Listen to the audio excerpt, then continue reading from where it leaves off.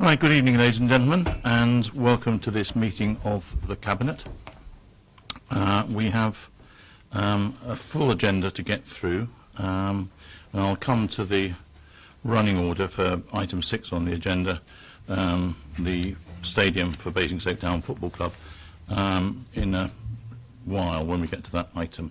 But first of all, we have some other bits of housekeeping to do. The first thing is to alert you to the fire evacuation procedures for this evening's meeting, which we hope that we will not need. There are no fire alarms scheduled for this evening, so if the fire alarm does sound, please evacuate the building immediately. The fire exits are located at the rear of the building and at the rear and side of this room, so it's over through there or through the back. And then go down the stairs to meet in War Memorial Park. Secondly, to note that this meeting is being webcast, which means that there is a record which will be kept of the meeting and is also being broadcast live on the internet. I'm assuming that it is working, the webcast. Good. So please be mindful of that in any comments that you may choose to make. I'm afraid this council is not immune from the laws of slander and libel, and therefore that could be used as evidence against you were that to be the case. Finally, mobile phones. Could you please all put your mobile phones to silent before we begin? And if you can't remember whether you have, could you please check now to make sure that you have? And those of us who are sitting at the table, could you make sure that your mobile phones, if they're set to silent and vibrate, are not on the tables, because they're terribly noisy when they do that. Right, that's that piece of housekeeping out the way. Secondly, apologies for absence. We have one apology for absence from Councillor Mrs. Ostleton, who is ill. And we have a temporary apology for absence from Councillor Raffel, who should by now have arrived at Basingstoke Station and be on his way up here, and I hope will arrive very shortly to take part. Right. If I will try speaking up as much as possible. I was expecting that the sound would carry that far. Surprising. I will try and do so. Right, we then move on to declarations of interest. We have a number. Firstly, Councillor Miss Eachus. Thank you, Leader. I have to declare an interest in the football club paper, so I'll have to leave the room and won't be able to vote in that respect. Thank you very much. Thank you, Chair. I just wanted to declare an acquaintanceship with the chairman of Basingstoke Town Football Club, Rafa Razak, through a company that I used to work for some time ago, which had a commercial relationship with him. But you no longer work for the company? I no longer work for the company. Right. And Councillor Mrs. Reid. Thank you, Leader. Paper 9, so review of the private sector housing renewal policy. There is a brief reference in there to private landlords, and I am a private landlord, but I'm advised there is no conflict there whatsoever, so I can still present the paper. Thank you very much. Then we move to item 3. The minutes of the Cabinet meeting held on the 1st of December 2015, paper A. Are there any amendments to those minutes on page 1? No. Page 2? Page 3? Page 4? Page 5? Page 6? In which case, are we happy to agree those as being accurate minutes of the meeting? Good. So I will now sign those before we go any further.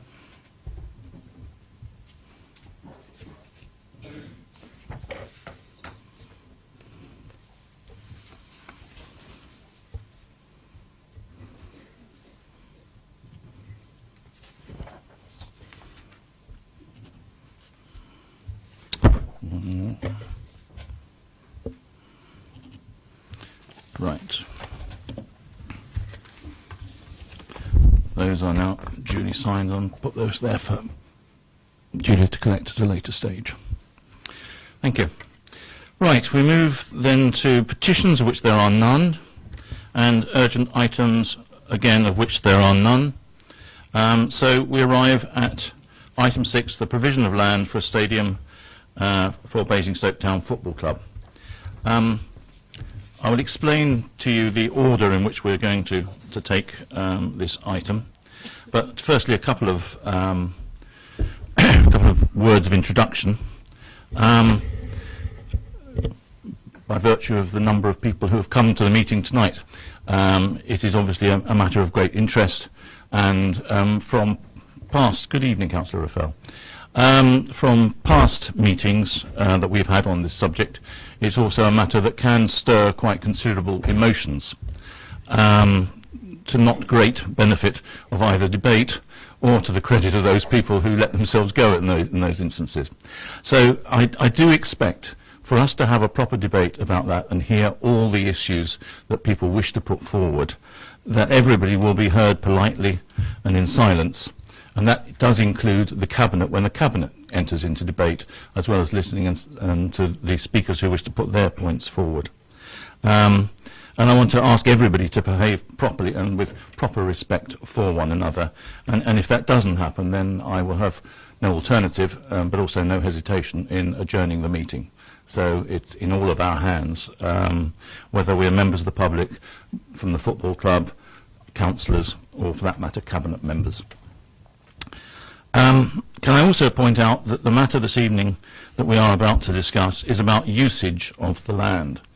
This is not an alternative to a development control meeting, and therefore matters which concern planning issues, highways, noise, etc., are not directly relevant to the subject under discussion this evening. Those would be matters which would be dealt with at a later stage if it is decided to proceed. That would give the that would be considered by the planning committee.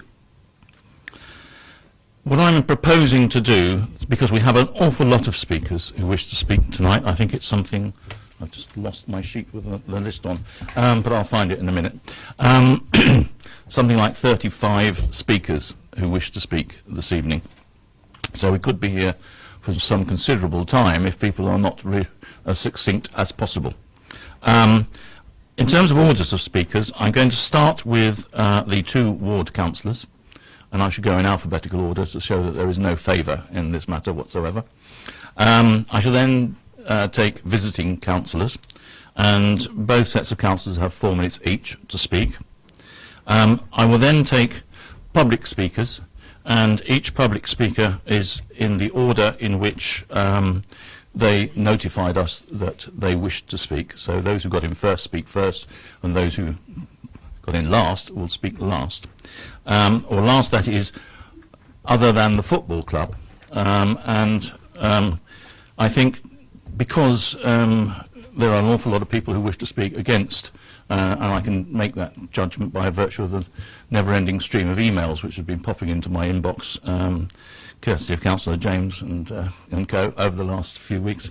I propose to give them more time per speaker to try and balance it up so that all the issues on both sides are properly drawn out. Could I ask you, please, that not to repeat what has already been said. Repetition does not make the case for one particular argument stronger or weaker. So when I call your name, if you could, and you find that everything that you were going to say has already been said, don't feel you have to come up here and say it again. Just please signify that you're happy from your seat, that you're happy that what you were going to say has already been said, and then we'll move on to the next speaker and so on, so that we can hopefully move forward as quickly as we can. So with those ground rules, I've now found my sheet, but I knew who was the first speaker anyway. We shall begin with the first of the ward councillors, Councillor James.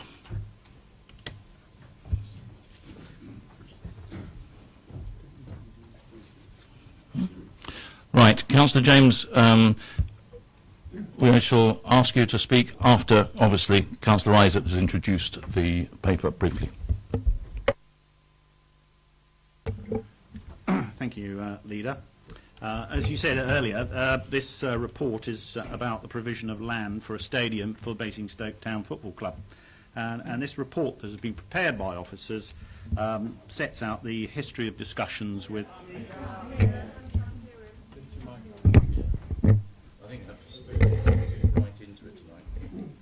Okay.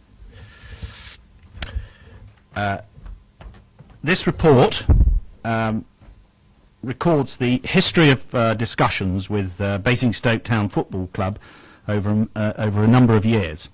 Outlines the benefits of a potential stadium being provided for Basingstoke Town Football Club.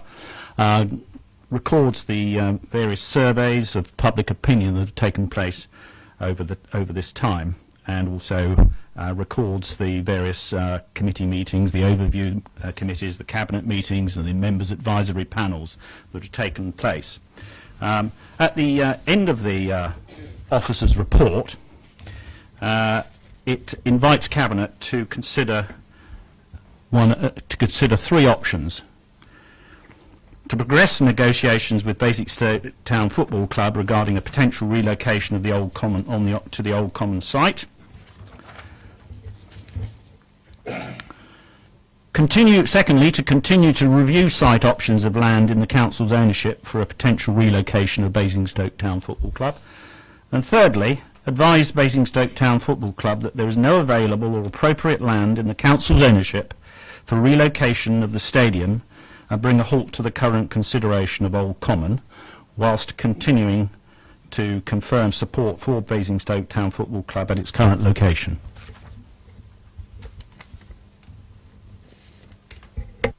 Thank you very much. Councillor James, as you know, you have 4 minutes. Thank you, Chairman. I shall try and be brief, and being first means I can't possibly repeat anything that's already been said. It's taken a long time to get where we are. I never imagined that the strength of public opinion against this proposal to relocate the football club would be as big or as enduring. 4 years after the council put the idea in the public domain, and there are more people than ever wanting to express their opposition by protest, by email, or by their attendance tonight. During those 4 years, we've had a chance to understand the importance of the Old Common and its uses. This new knowledge is important when weighing up the pros and cons of proceeding. We now know the field is used by many: runners, walkers and dog walkers. The loss of this green open space cannot be offset because of the way it's used. The Old Common is not just a children's play area, but used primarily by a different generation. An all-weather pitch locked away in a school field and a multi-use games area is of little benefit to those who use the field for dog walking, extreme running, or those looking for a gentler ramble in our little bit of urban countryside. The idea that a small parcel of this land will be retained as green open space falls apart when any future success would require the club to add more seats and more parking. Certainly, if they get into the league, they have to extend further after a year in the league. That means more parking. That's the last bit of green open space gone. A stadium for community use is not of community benefit. Apart from seeing little demand for such a thing, the town already has one at the Camrose. It may be old, but a new stadium soon becomes old. When you consider when you consider the details, really what we're saying is, do we want to replace green open land with a retail park the other side of the town centre? The town will have a football stadium, whichever option you take. I think we've got enough retail. I know the council has considered alternatives. Clearly the leisure park or commercial estate would be better locations for this kind of development, but it's the club's financial restraint that means these can't progress.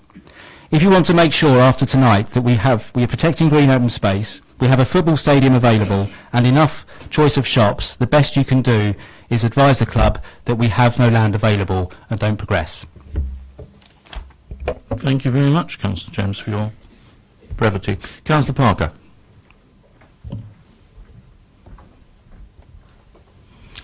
Good evening. Good evening, Leader, Cabinet members. And you too have 4 minutes. Again, I am here trying to persuade the Cabinet to allow residents to continue to use the Old Common for the purpose it was intended, an area residents can use for recreation rather than the ambiguous benefits of a football club. The land at the Old Common is valued and used by many, as evidenced in responses to the consultations and usage survey recently conducted by the Council, albeit in cold autumn weather. Worth a mention here, it is free of charge to those who want to roam, either for a kickabout or a bit of quality peace and quiet, or take their dogs for a walk. At a protest gathering held this month, over 200 people turned out to show their support to save the Old Common land, as reported in the press and media. My opposition to the proposals to hand over the last remaining parcel of the Old Common land to a commercial enterprise for the purpose of building a large stadium on it, I am sure, is well known. I have in the past raised many points, including legal queries over the process to date, such as reports prepared in 2009 for the Chief Executive and senior officers. These reports provided detailed analysis of sites being considered when the Old Common land was being put forward for discussion. I complained that these reports were withheld from the committee in 2012 and 2014. But when challenged, the response by officers was they were not withheld, merely not shared on the basis of not being relevant. This was not democratic or transparent. However, looking forward from tonight's report in front of you for your consideration, I am heartened to read the portfolio holder, Councillor Isaac's comments. I quote, "Local people have clearly articulated this piece of land is important to them and the importance of green open space in our town centre. I am drawn to this consideration and do believe it is important that we maintain a decent level of green space for those residents who live in our urban area. Tonight, I urge Cabinet members to vote positively to protect the Old Common land to remain an urban green open space." Thank you, Councillor Parker.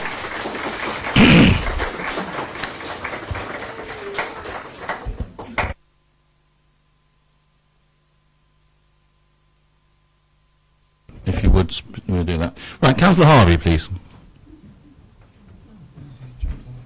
Good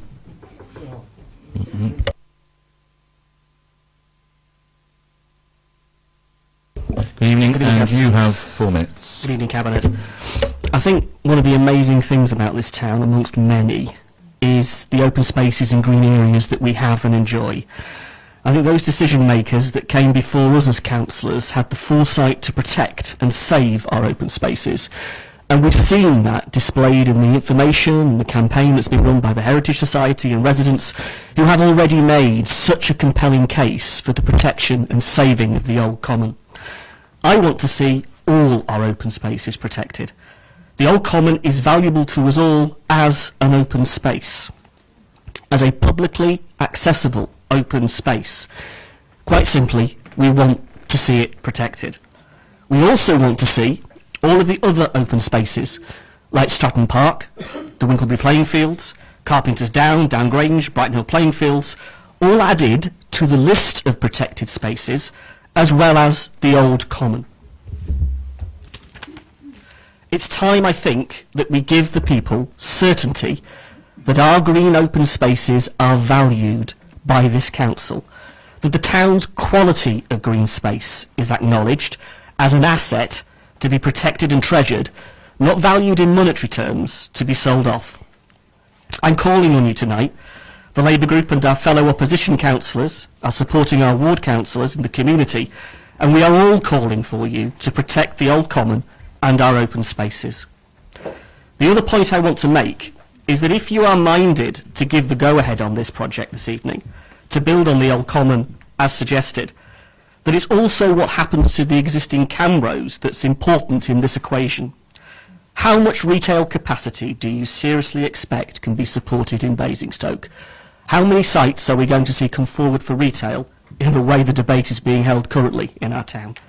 Quite simply, please protect our town's green open spaces. We in the town also deserve the green lungs that we value vehemently and want to protect as strongly as everybody but at least here tonight, and I'm sure the football club, the residents and everybody should be saying this, value our green open spaces. Thank you.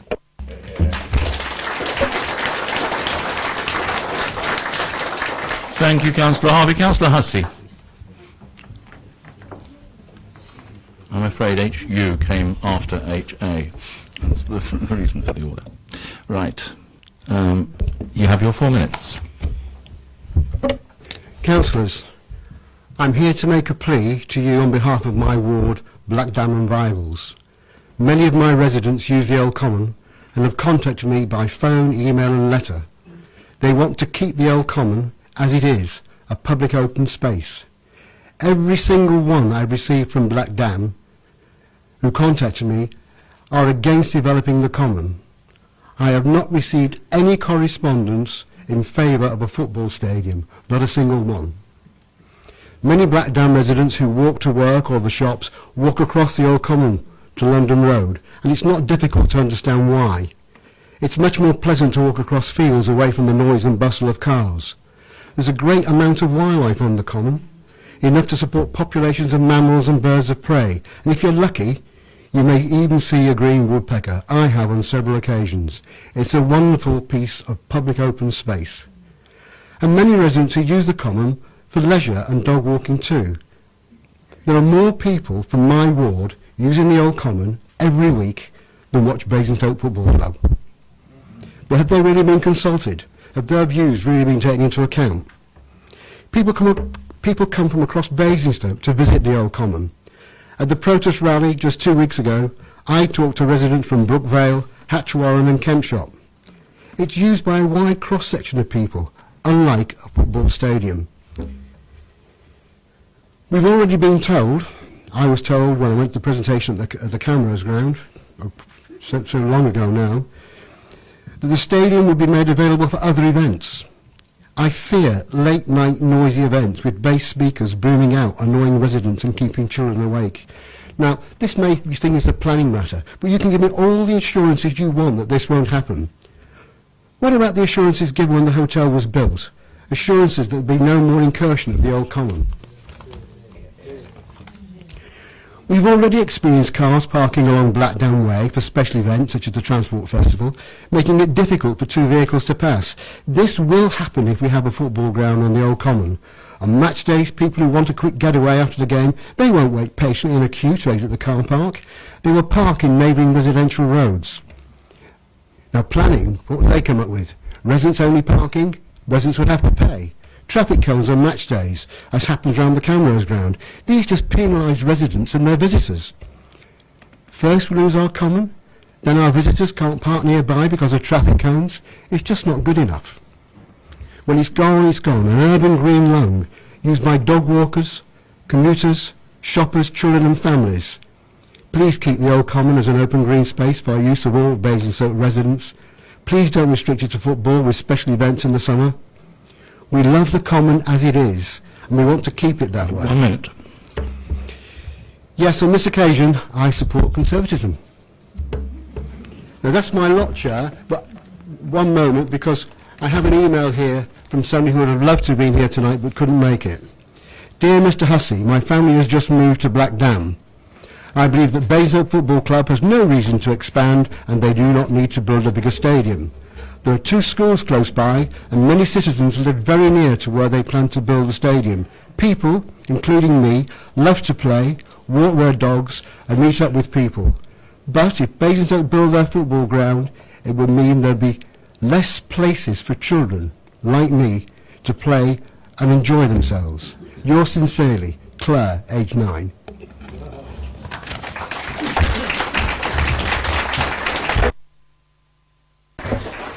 Thank you, Councillor Hussey. Right, we're now moving to public speakers, and each public speaker has 2 minutes which to speak. What I will do is I will ask the first speaker to come forward, but I'll also name the next speaker, and I'll carry on trying to do that each time I ask somebody to come forward, so that you can be prepared to come, because I recognise it may take a little while to get out, and we want to keep this moving as fast as possible. And I also apologise if I mispronounce anybody's surname because of either it's impossible to pronounce for me or simply that it's written down wrongly, but we'll try and do our best. So the first person on the list is Ron Le Maréchal, and the next person to speak will then be Mr. Stephen Pugh.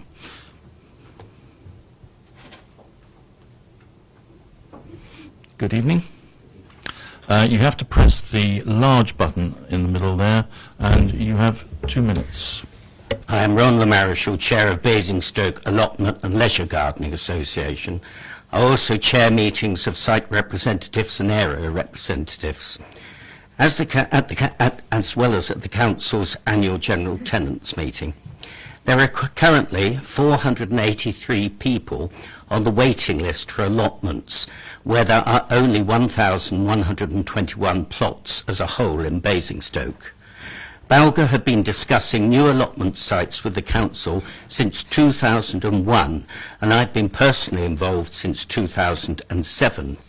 Despite several Council report exercises, not one has materialised, although one very small site is now a possibility subject to planning permission. Rather than a fortnightly game for a smaller gate than those actually awaiting allotments, it would be better to have an allotment site on this common land as well as open land for leisure pursuits. Common land permitted grazing and similar activities, much more appropriate than fortnightly football for people to watch. Allotments can provide a family activity with an end result of eating good fresh food with practically no impact on the environment. Under the allotment legislation, there is a lawful requirement on the Council to provide sufficient allotments for its population.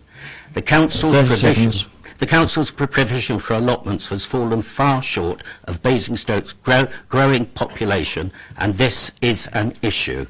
I now propose to challenge on behalf of my members, particularly in view of the Council's sudden desire to promote the interests so actively of such a minority. Thank you, Mr. Maréchal. Mr. Stephen Pugh, and then it will be Michael Lacey after Stephen Pugh.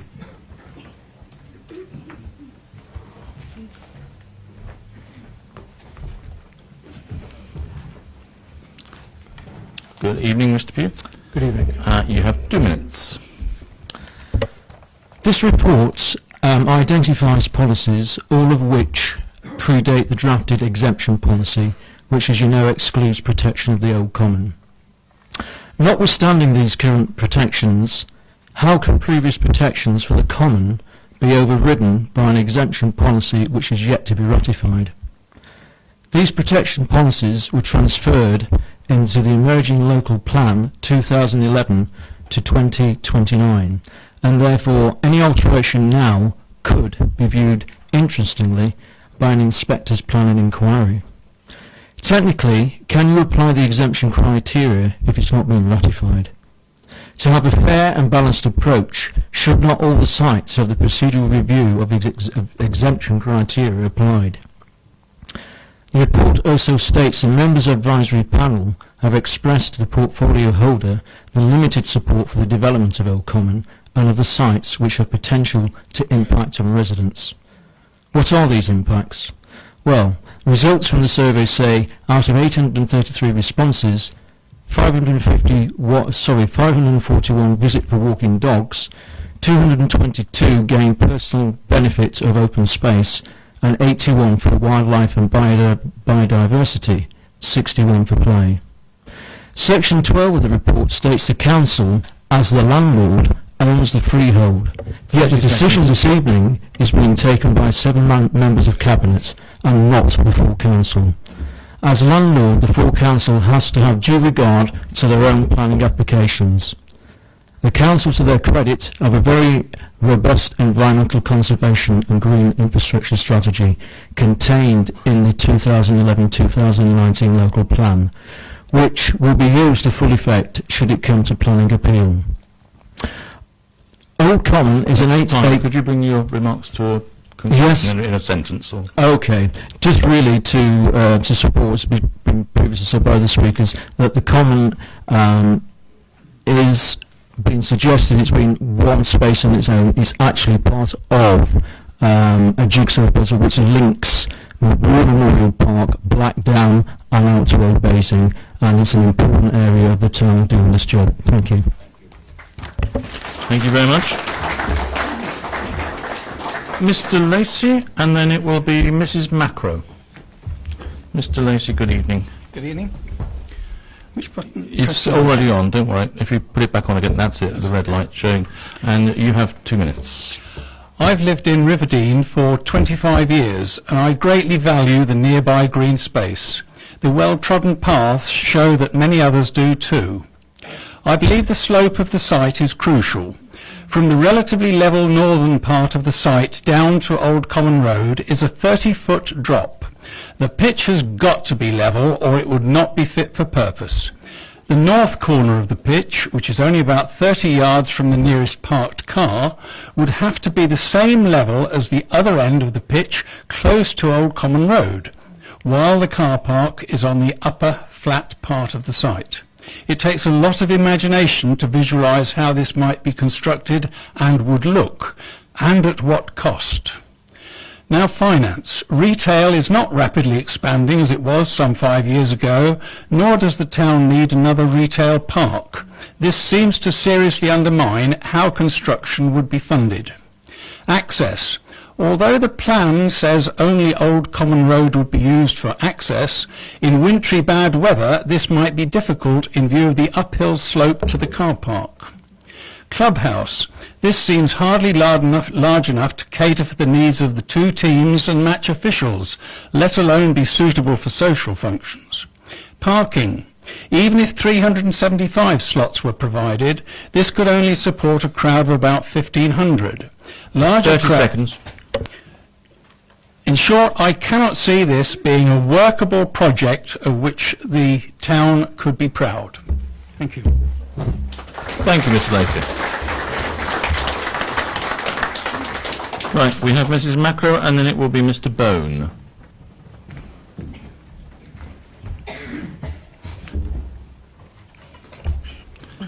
Good evening. Good evening. That's right, it's on, still on, so okay. I'll just press the button and you have your 2 minutes, and I will give you you don't need to touch anything, and I'll give you your 30-second warning. Thank you. My name is Claire Macro and I have lived in Crossborough Gardens for the last 5 years. 10 years ago I was diagnosed with bipolar.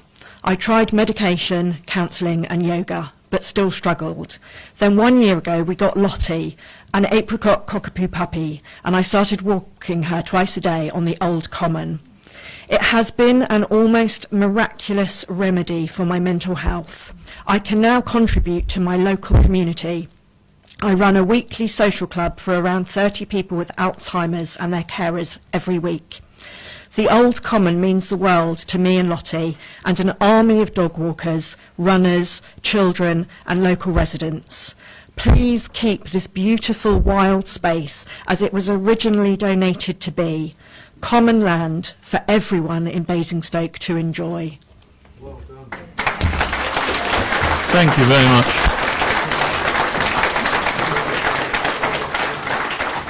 And thank you for being so brief and to the point. Mr. Bone, and then it will be after Mr. Bone, it will be Dr. David Williams. So, good evening. Good evening. I will just set that back to the start. You have 2 minutes and I will tell you when you get to 30 seconds to go.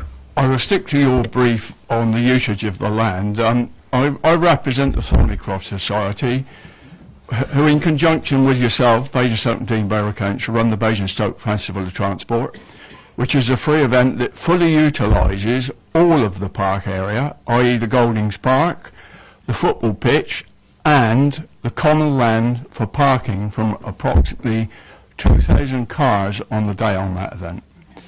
As I said, it's a very free event. It attracts 1,000 vehicles, approximately 10 to 20,000 people, with obviously all the traffic implications that that implies, which were quite severe this year, i.e. due to the Black Dam roundabout. Parking, the that, allowing to park cars on there contributes 25% of our profit on that day, which contributes to us and enable us to continue running the Festival of Transport. In your report, Article 12.4, paragraph 7, I believe, you acknowledge that should the stadium be built, the on-site parking for that wouldn't be adequate for a festival. So the question would be, where would people park? That would increase, should it go ahead, that would increase the traffic flow and the confusion and congestion around that area. So to that end, these are one of the things that we would have to take into consideration in future planning of the event. If we lost 25% of our revenue, we'd have to seriously consider whether we could carry on doing it. And I feel this would be a sad loss to the town, as we've been running it for 26 years. Thank you, Mr. Byrne. Right. We now have Dr. Williams, and he will be followed by, excuse me, Malcolm McGuinness. Dr. Williams, good evening. Good evening. And we set that, and you will have 2 minutes from now. Thank you, Mr. Chairman, councillors. My wife and I, 3 sons and their families, grandchildren and dogs have enjoyed walking the Old Common for over 41 years. The Old Common is public green open space. There are several Acts of Parliament, orders and statutory instruments dating from the Open Spaces Act of 1902 and many more to the present date, which define and protect public green open spaces. The Council have a legal duty under the Local Government Order of 1972 and others for the provision and protection of green open spaces. The official definition of green open space is all open space of public value which offers important opportunities for sport and outdoor recreation and can also act as visual amenity. Amenity green space is most commonly in housing areas, including informal green spaces in and around housing. It is natural and semi-natural green space, including grassland. The strategic functions include green lungs, landscape buffers in urban areas, and serve recreational needs over a wide area. Urban quality, providing visually attractive green spaces close to where people live. They promote health and well-being for all ages for informal recreation. They are havens and habitats for flora and fauna, and they are a very valuable community resource.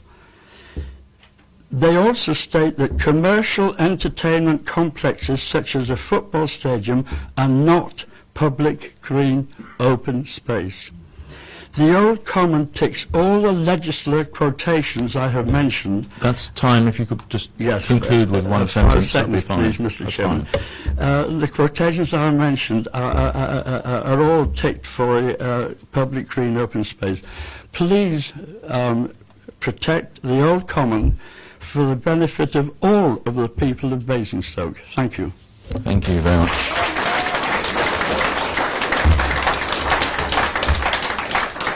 Right, we now have Malcolm McGuinness, and then this is the one I was worrying about, Ms. T. Zaslavska. I hope that's something approaching the right pronunciation. I shall have to do it again in a minute, so we'll see how we get on there. Right, Mr. McGuinness, good evening, and you have 2 minutes. Good evening, Chair and members. I suggest we support the club at the current location because they deserve it. I'm personally fed up with hearing about developing the common when we're short of open space in Basingstoke. The common area is too small for a stadium bigger than Minkleby Stadium and for car parking that will go into Eastrop otherwise. This proposal conflicts with current council policies which protect, enhance and maintain green infrastructure, Section 3 Spatial Strategy, Section 6 Environmental Management, Climate Change, EM1, EM4, EM5, nature corridors, historic environment, EM12, pollution, and evidence base and local plan documents and the War Memorial Park Management Plan. Identification of the site plan, the appendix and the boundaries is all set out for it. The management plan and consultation and survey, the actual park itself, the vision and the management objectives and wildlife. All these things will have policies will have an effect on this. The adopted local plan has Schedule 1 policies of E6, E7, landscape biodiversity, protection and enhancement of existing green space and green infrastructure strategy, as well as EM4 monitoring the SSIs and surrounding lands. So to lighten this up, could we have a collection tonight for a paint job for the Camrose? I think they deserve that to make it look nicer. 30 seconds. And also, say for instance, if they get to the big league, I'm sure we can get something off of FIFA at that time for a really big stadium outside on the outskirts with solar and wind turbines to keep it self-sustainable. Chris Lodge wants to actually have a free runners extreme sports installation, and that would be next to the hotel, so something for the youngsters to do that wouldn't cost money. Why wouldn't you want to do that? Developing the common will prevent, as we saw about before, about parking for big events. That's time, if you could just okay, conclude in one we should sentence. increase the old common biodiversity and informal activities. Thank you, Mr. Chair. Thank you very much. Right, Miss Zaslavska. Good evening. Before you start, you will need to turn your microphone on, which is the long one. That's it. I think that's it. And Good evening, you have everybody. 2 minutes, and I will give you a 30-second warning. Thank you. An awful lot of the points I was going to raise have already been raised. And I have to say, as a new Riverdene resident of less than a year, I can see there's been a huge amount of correspondence and discussion on this subject.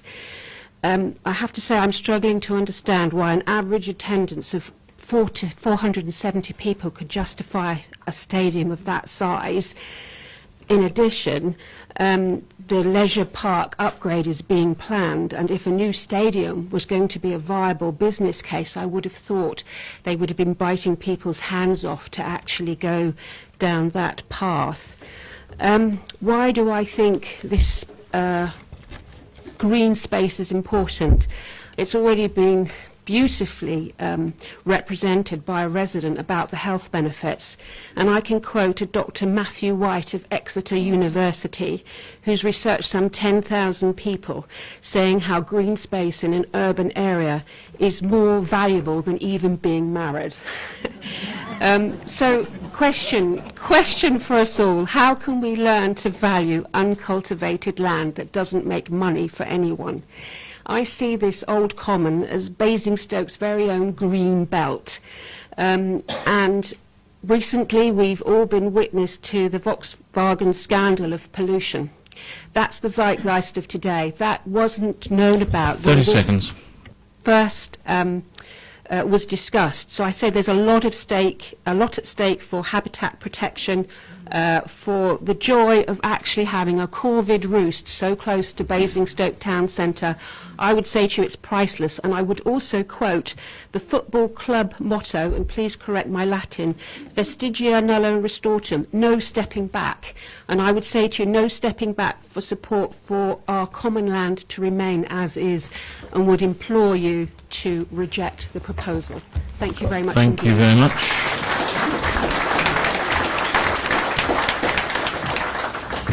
I have to say my wife's been trying to replace me with a bit of open land for many years. Right, next we have Mrs. Beringer, who will be followed by Phil Howe. Mrs. Beringer, please, yes.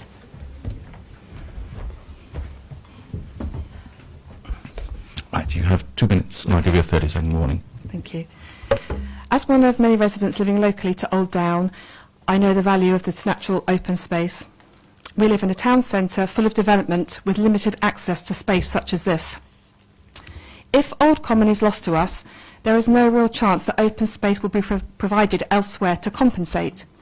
Developer contributions towards open space come from major housing schemes, and we have no room for these projects in the town centre. With an increase in offices being converted to residential, there is of course an increase in the town centre population. But the government doesn't allow councils to charge open space contributions for these conversions, so there is no chance of funding additional open space that way either. The need for open space in the town centre is greater than ever, I'm sure you'll agree. The council's stated aim is to protect rather than develop open space. Imagine for a moment, councillors, that this is your ward.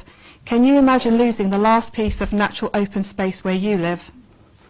Your predecessors saved this important land for a reason. I am certain history will not look kindly on any decision to undo their good work. I urge you to support Basingstoke Football Club in its current location and protect Old Common for us now and for future generations. Thank you. Thank you very much. Next we have Phil Howe, and then it will be Councillor Parker to read something on behalf of one of his residents, wherever Councillor Parker's disappeared. Is he in? That's right, good, thank you. Right, good evening to you. My name is Phil Howe, and I've been following this issue with some interest over the last 4 years. I fully support Councillors Harvey, Hussey, Councillor Parker and Councillor Gabbin on all the issues that they've mentioned. I would just repeat very quickly all the things that I've supported before. Everyone's mentioned this notion for the need for urban green space, for open space, for publicly accessible space, and the extent to which people value these open spaces. People have already talked about the green lung or the green corridors. Absolutely crucial in a town such as Basingstoke. I would question the need for a 2,500 capacity stadium when the average attendance at matches is so low.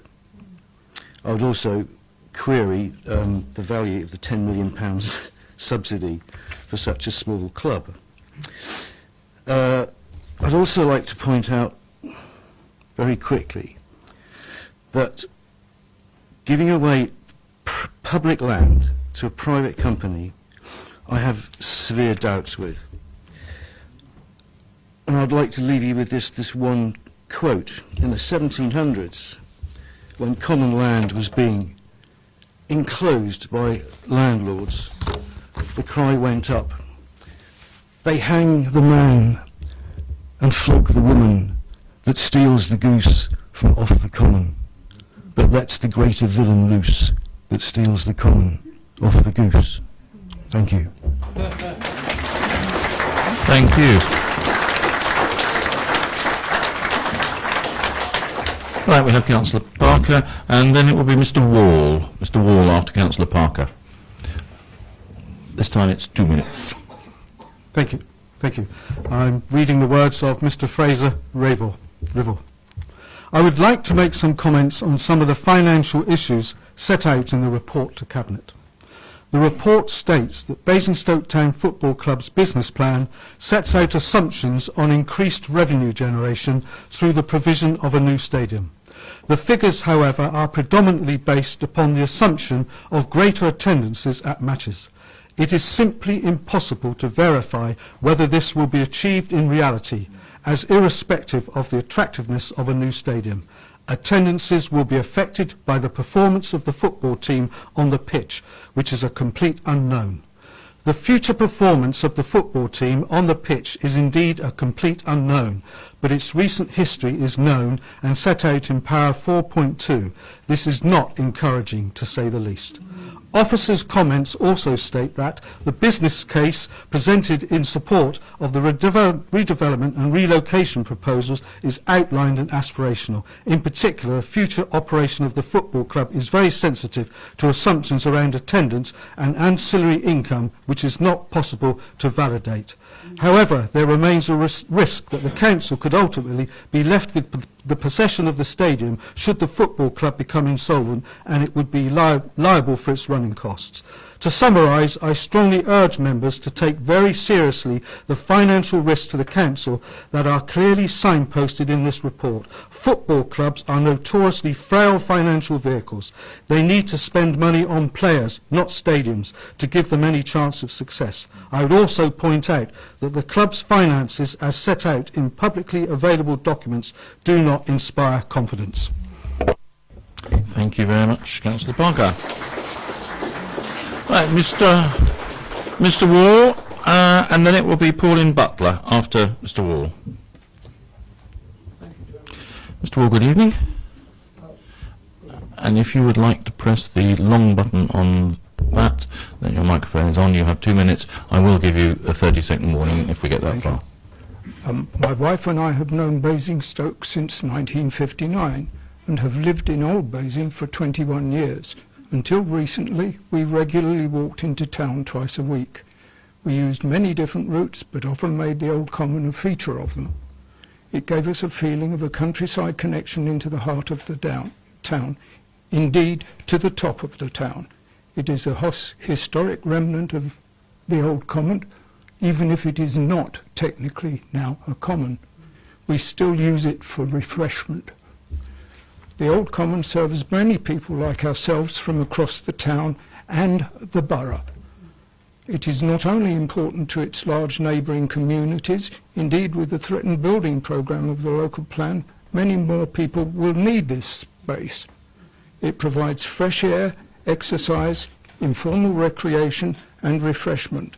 It provides this 7 days a week, 12 months of the year, not just on match days. Please vote for option C. Thank you, Chairman. Thank you very much. Right, we have Pauline Butler then, please, and she will be followed by Helen Richards.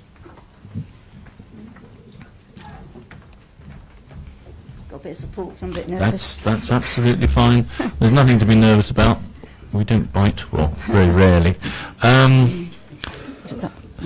Right, you have no, you need to press the long button, that's the one. You have 2 minutes, but I will give you a warning when we get to 30 seconds. Okay. Well, my name is Pauline Butler. I'm begging for the common to be saved. I rely on this for exercising my dog on a daily basis, as this is close to my house. I own a rescue border collie, which through no fault of her own needs her space from other dogs, so to lose this land would be very hard for me. We need open spaces. My dog has no alternative place to go, and it will undo all the hard work and progress which has been made with her. Because this land is open, I feel more relaxed on this space, and my dog obviously feels this as well, as she copes really well here. So once again, I beg that you look elsewhere for the building of the football stadium and let her enjoy the field and give her the life that she deserves. Thank you.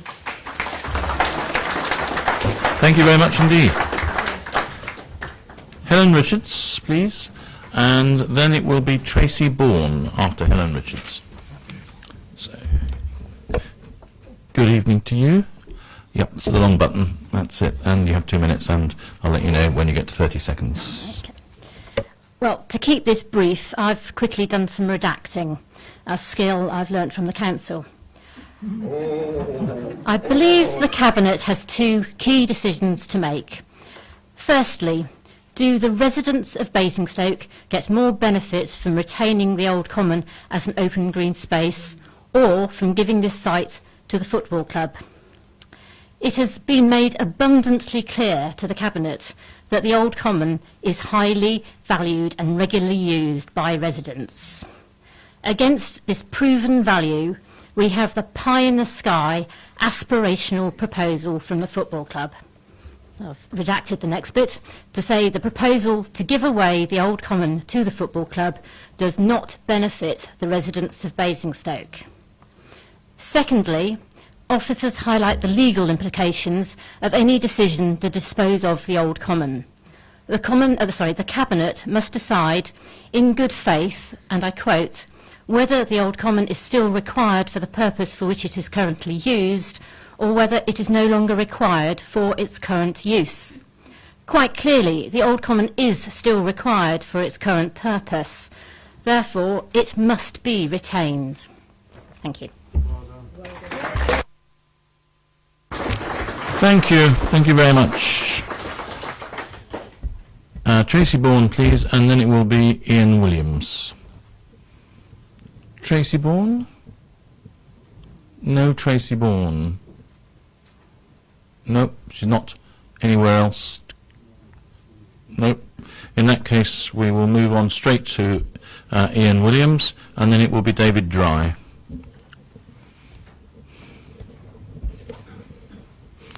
Good evening, Mr. Williams. Good evening, Press the ladies button and there, gentlemen. and you will have 2 minutes. Thank and I'll you. give you a warning at 30 seconds. I am chairman of the Basingstoke Heritage Society, and I'm speaking on behalf of our members. The Basingstoke Heritage Society has consistently opposed the loss of the Old Common public open space since we first became aware of the proposal to deal with the Basingstoke Town Football Club. It has become clear since that the council itself passed a resolution to keep the Old Common open space and undeveloped in 1979. We were, like many others, very surprised and concerned that the council now, through the Old Common, could simply be given away. We have pointed out on substantial numbers of new build homes within walking distance of the public open space, and the need for people to have accessible, natural green space for their health and social well-being in accordance with council policy.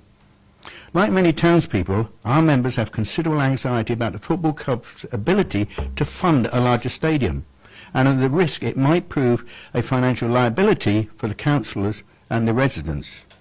We have sympathy with the football club and its poor facilities, but it has a ground, and it has a lease for some years left to run. Many people were undecided in 2012, and 2014, and 2013, and 2014, but more people have realised what the impact could mean, and more now are against it. We urge the Cabinet not to deprive the town of its public open space, as it is part of the town's heritage. Thank you. Thank you very much. Right, we now have Mr. Dry, and then it will be Robert Simmons after Mr. Dry.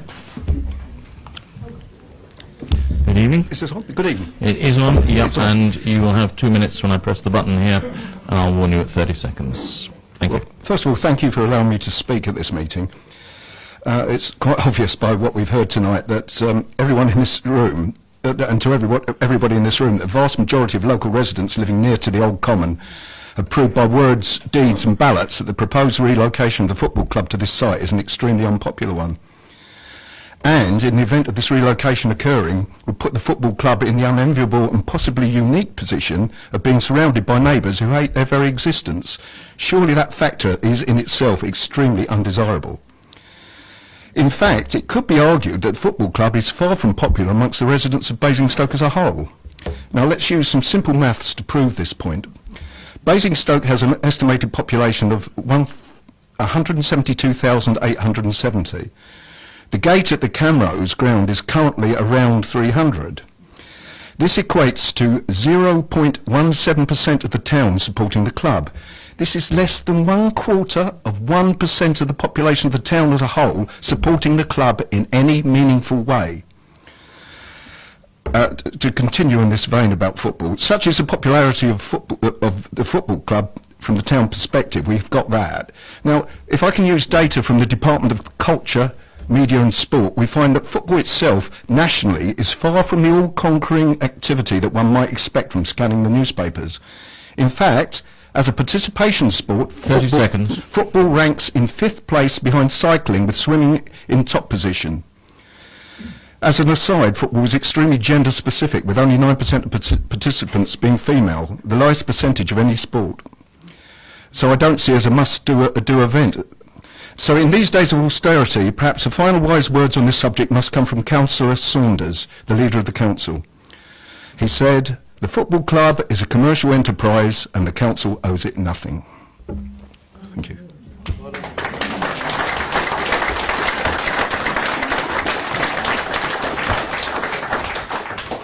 It's nice to find somebody who thinks my words are wise. Right, we have Robert Simmons now, and then it'll be Paul Beavers. Good evening, Cabinet. Good evening. I've lived and worked in Basingstoke for 52 years, and I've seen a tremendous change in the Old Common to end up with it being a rump as it was. 172,000 residents in Basingstoke can use the remaining part of the Old Common day and night all year. If the proposal succeeds, residents' use will be reduced to a simple few who will watch football. This is clearly unfair to residents, and I disagree with the proposal. The second item I have, having read the Council's extremely good report on this proposal, I conclude that the football club's business plan is somewhat unrealistic and is very high risk for the council. Regarding the existing football ground, Basingstoke does not need more commercial sites, but it does need houses. Local football is not the entertainment it was 70 years ago. There is and will be far more entertainment available nowadays, and the football club will also need to compete against the renewed leisure park. Attendances at the proposed new stadium will not increase by the amount necessary to ensure sufficient fiscal returns. The council, 30 seconds. The council is likely to be left with a white elephant, which residents will have to pay for. It would be unwise to agree or pass this proposal, and I thank you for listening to me. Thank you, Mr. Simmons. So we have Paul Beavers, and then it will be Mr. Phillips. After. Leader, I'll be speaking for Natural Basingstoke. That's fine, but it will still be Mr. Phillips after you. Sorry. So, speaking on behalf of Natural Basingstoke, Mr. Beavers, you have 2 minutes. Right. Proposed retail at the leisure park must surely have an impact on proposals for the Camrose. Retail there has little public support and may not receive planning permission, especially now.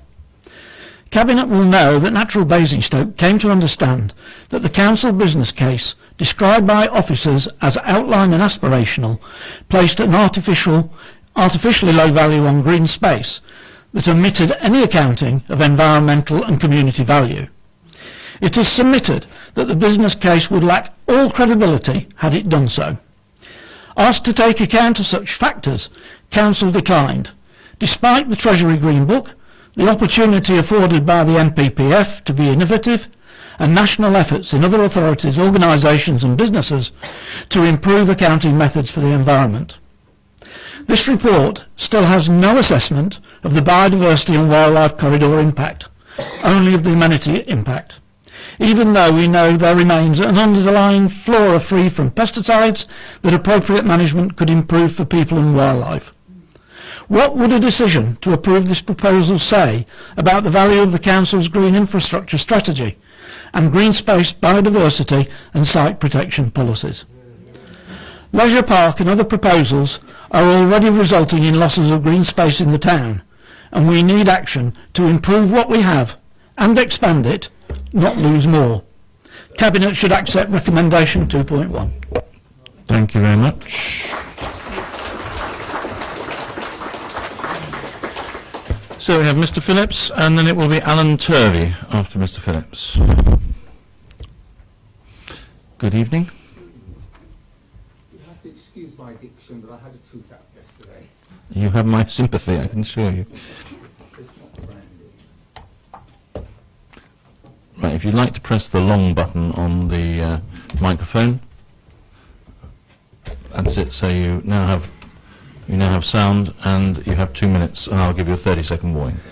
In the executive summary, there are several references to confidential legal advice. However, any legal advice is merely one barrister's or QC's opinion.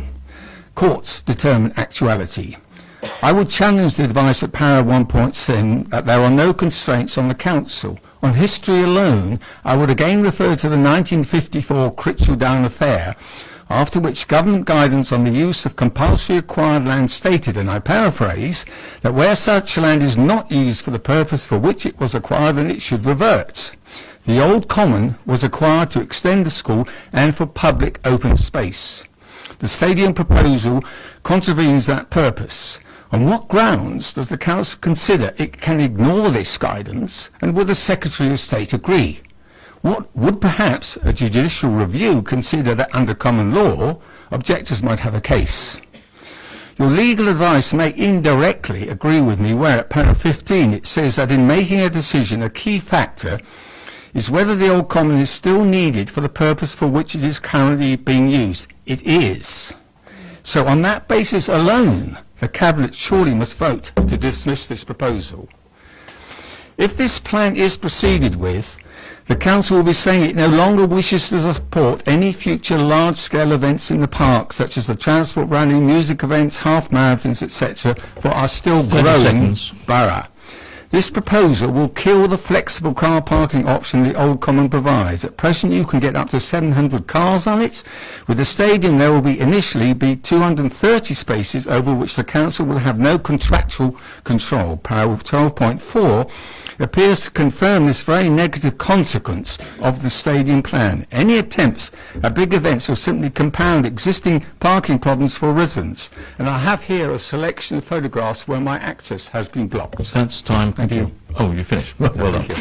Thank you.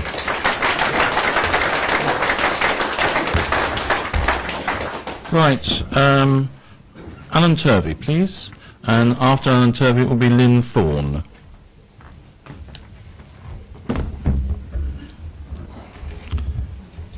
Good evening, Mr. Turvey. Good And evening, sir. you have 2 minutes. Am I switched on? You're switched on and ready to go. Cabinet members, I do thank you for giving me the opportunity to speak this evening. As a former referee, I've often spoke and acted on my own without the support of many others in not understanding all the facts.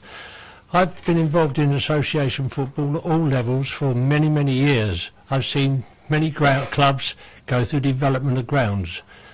Most of them have to go, they're residents that don't like them. I personally have lived in this borough since 1979. I don't know I don't know anything about the Old Common. I don't go walking there. I live in Old Basing, and many people from the town come into our village. I do believe that Basingstoke is a very big town, getting bigger, respected by people. It also needs a good football club. How many people had heard about Eastleigh until they did very well in the FA Cup? Why do people not go to Basingstoke? Perhaps they find it a better stadium to go to Reading or go to London. This town does need a football club. People here, some of the speakers, I don't think, with respect to them, know very much about the level of football. Non-league football, which is semi-professional football, Basingstoke Town, I'm not connected with the club, I can tell you at this present time. I've come here because I love football, and I've been involved in football throughout the country with clubs looking for grounds as a volunteer to help people. You can help. You've got a very brave decision, braver than someone perhaps given a penalty against England at Wembley. 30 seconds. I do believe that you are honest people. I would say that I think if many people knew they could have had someone read a letter, you may have had more people talking. I was told I had to be here if I wanted to speak on behalf of the club. I do ask you, with respect, to be brave. A difficult decision. It won't be popular, whatever way you make it. I hope the party politics don't rule too much, although it does seem, if I can say, that particular parties try to gang up on things and stop them happening. Thank you very much for listening to me. Thank you. Please support Basingstoke Football Club. I did say earlier on I expect everybody to be heard without comments and barracking, and I intend to stick to that, please. That includes councillors. Right. Lynn Thorne, good to see you. And Alan Green will be following Lynn. So, if you have 2 minutes as soon as I've reset my button. There we go. Good evening. The report. Sorry. Right. I'll start again. Yeah, well done. The report states that the council's green infrastructure strategy states that the stadium went ahead, then the council would no longer meet the recommendations for locals to have access to natural green space. Basingstoke Town Football Club have publicly stated that the Old Common was their least preferred option for a stadium. However, it appears in item 13.3 that they've now declined the opportunity to relocate to the leisure park. Item 15 of the report states that the legal implications state a key factor of whether the Old Common is still required for the purpose it is currently used and to act in good faith. And as you can see from the numbers within the report, the amount of people that use the Common on an unofficial basis comes against the amount of attendees to a football match on a fortnightly basis. In Since 2009, what other actions have the football club taken to save money to build a new stadium apart from taking on a property developer? Have they accrued any savings in the last 6 years? And finally, does the council have a duty to the citizens of the borough? Yes, I believe that it does. Is the council obliged to give away public assets to a private limited company? I would say definitely not. Thank you. Thank you very much. Next we have Alan Green, and then following Alan Green will be Peter Warne. Good evening, Mr. Green. Could you press the long button to get your microphone on? That's it, and then you have 2 minutes from now. Okay, thank you very much. 50 years ago, Basingstoke Common stretched from the Riverdene estate to Grove Road. Cows and horses grazed on it and children played there. Since then, large parts of the common have been utilised by the Hilton, the Costello School, the tennis complex, skateboard park, and of course a large section of the Ring Road. The elected members of the Basingstoke and District and Dean Borough Council are the custodians of the remaining common and should be responsible for preserving it for future generations, not destroying it. As well as hundreds of individuals, the common is also used by circuses, monster truck displays, and provides parking for events held in East Trop and War Memorial Parks. If this site is no longer available, these events will be forced elsewhere or scrapped. Basingstoke Common is an important part of the town's heritage and has already given more than its fair share towards the town's development. Many towns can boast a stadium, but not many can boast an ancient common. We should treasure ours and protect it at all costs. Thank you.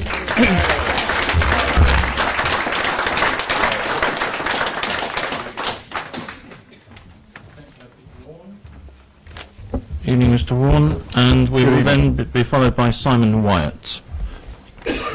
Right, you have 2 minutes from now. I will not revisit arguments of which you are already aware. Instead, I will bring 2 further points to your attention. Firstly, as you know, last year the High Court ruled that a public consultation carried out by, I think, Islington Council was illegal because it did not offer alternatives to a course of action proposed by that council. Your so-called public consultation, I think, was illegal for precisely the same reason. Given the absence of a proper public consultation offering alternative locations for the stadium, the residents of Basingstoke have been denied the opportunity to make an informed decision.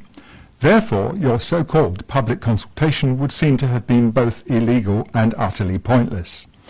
Secondly, to my knowledge, what has never been publicly discussed is the woefully inadequate provision of on-site parking in the current design. I have been told that therefore it is your intention to use even more common land for additional parking.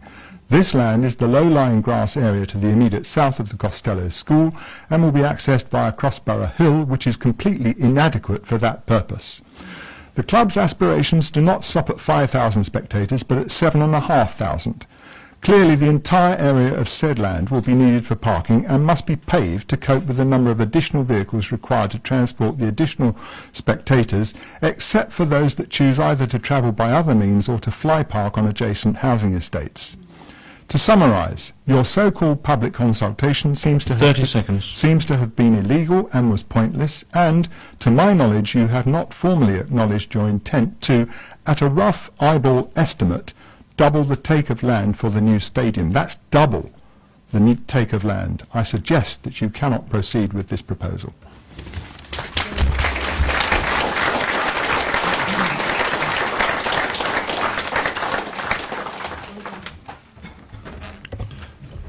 Simon Wyatt. And after Simon Wyatt, it will be Mr. Pushman. Mr. Pushman after Mr. Wyatt.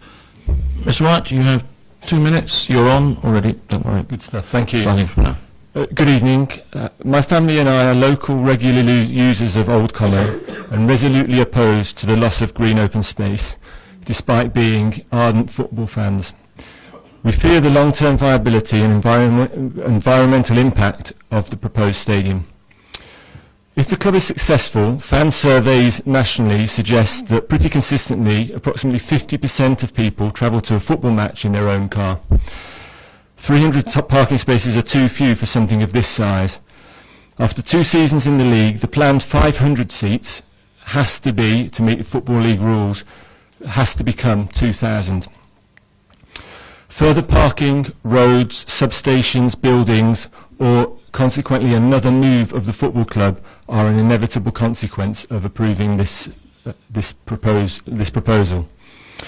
The stadium would also have an overly detrimental effect on this beautiful area. Note, for example, the league requirement to have an external boundary wall of minimum height of 2.2 metres around the stadium. It would be a continual battle to stop the club trying to profit from the real estate in terms of late night events, advertising, etc., at the expense of the peacefulness of the local environment. Football is an entertainment business. There is little evidence that football stadiums are used for anything else. That's been covered. And football, I would just say, is really well catered for already in Basingstoke. 30 seconds. We are a green borough with an enviable environmental record.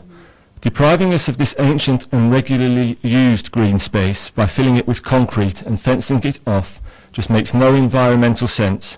So I implore the council in this case to reject the proposal and look to reuse and recycle rather than replace. Thank you. Thank you very much.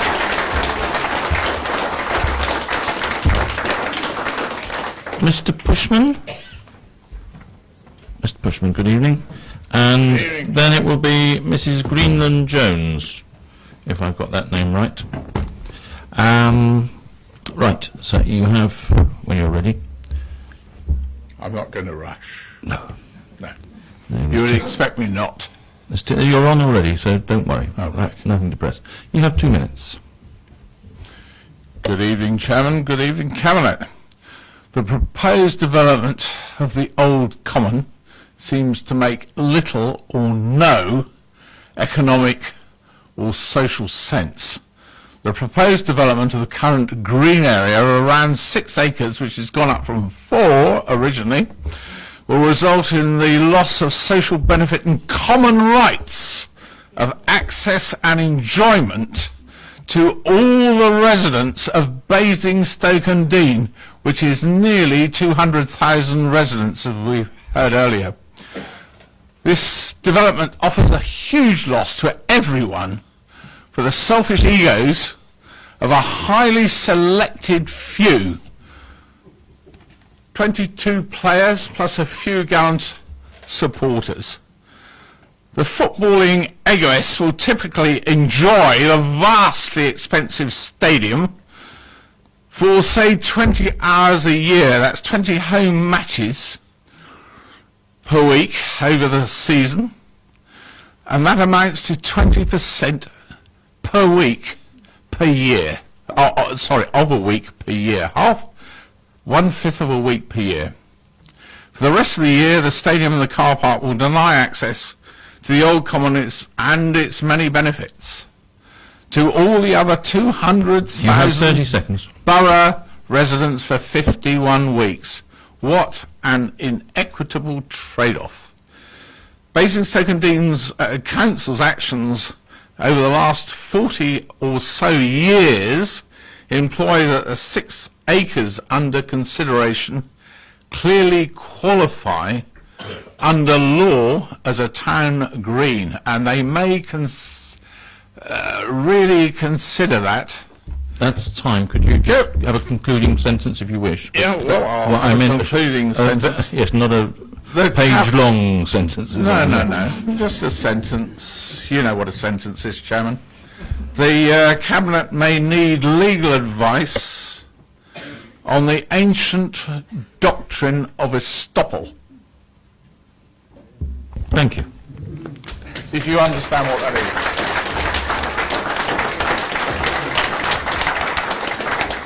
I'm sure we can get the legal advice to understand what it is if we need it. Well, we'll see. Mrs. Greenland-Jones, good evening to you. Am I on? You are on, and you have 2 minutes. Thank you.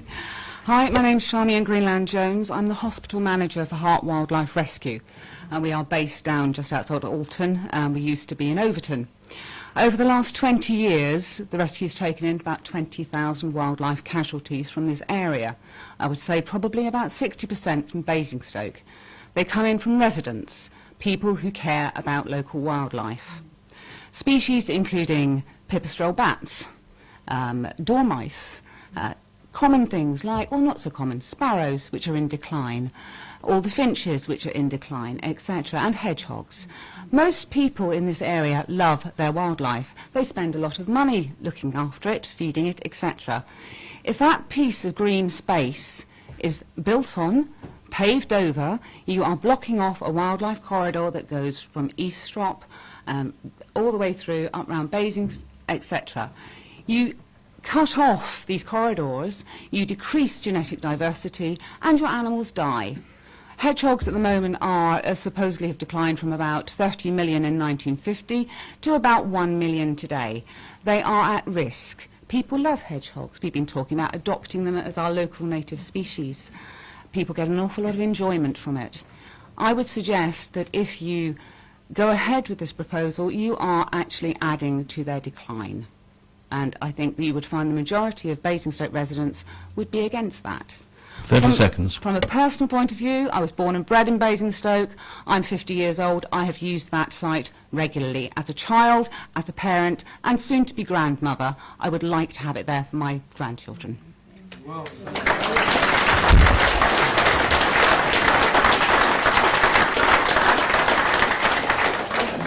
Thank you very much.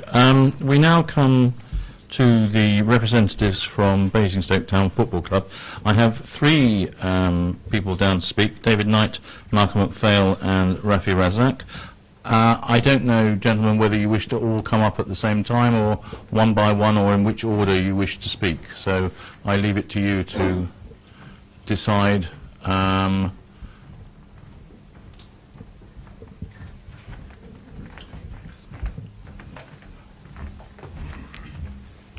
Chairman, is it on? Right. Chairman, there'll be three speakers, as you said.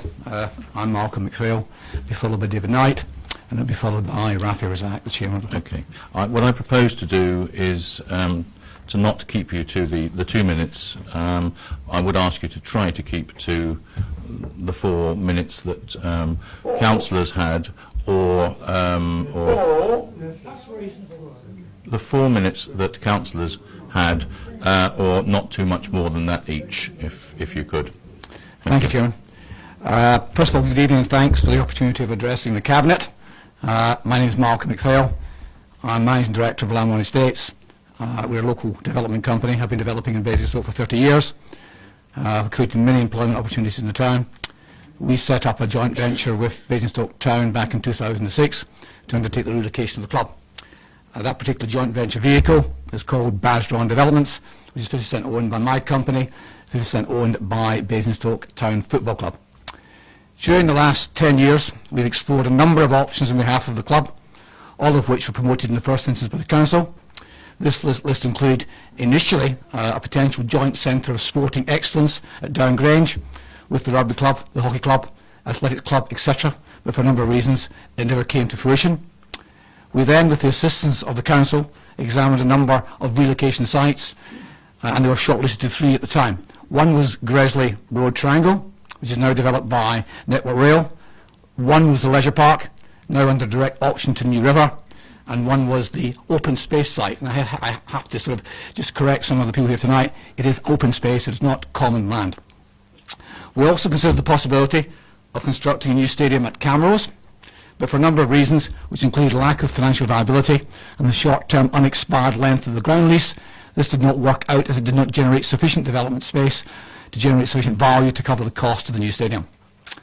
At all times, we've looked at this as a self-funding exercise, with the development proceeds from the Camrose Stadium funding the construction of the new stadium, i.e. the intent was to construct a new community stadium at no cost to the public purse, and with significant community benefits, all outlined in the officer's report tonight.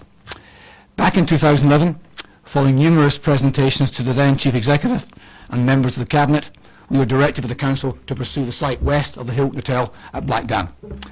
This decision is covered in minutes produced by myself, ratified by officers of the Council, all of which have been released recently on a Freedom of Information request.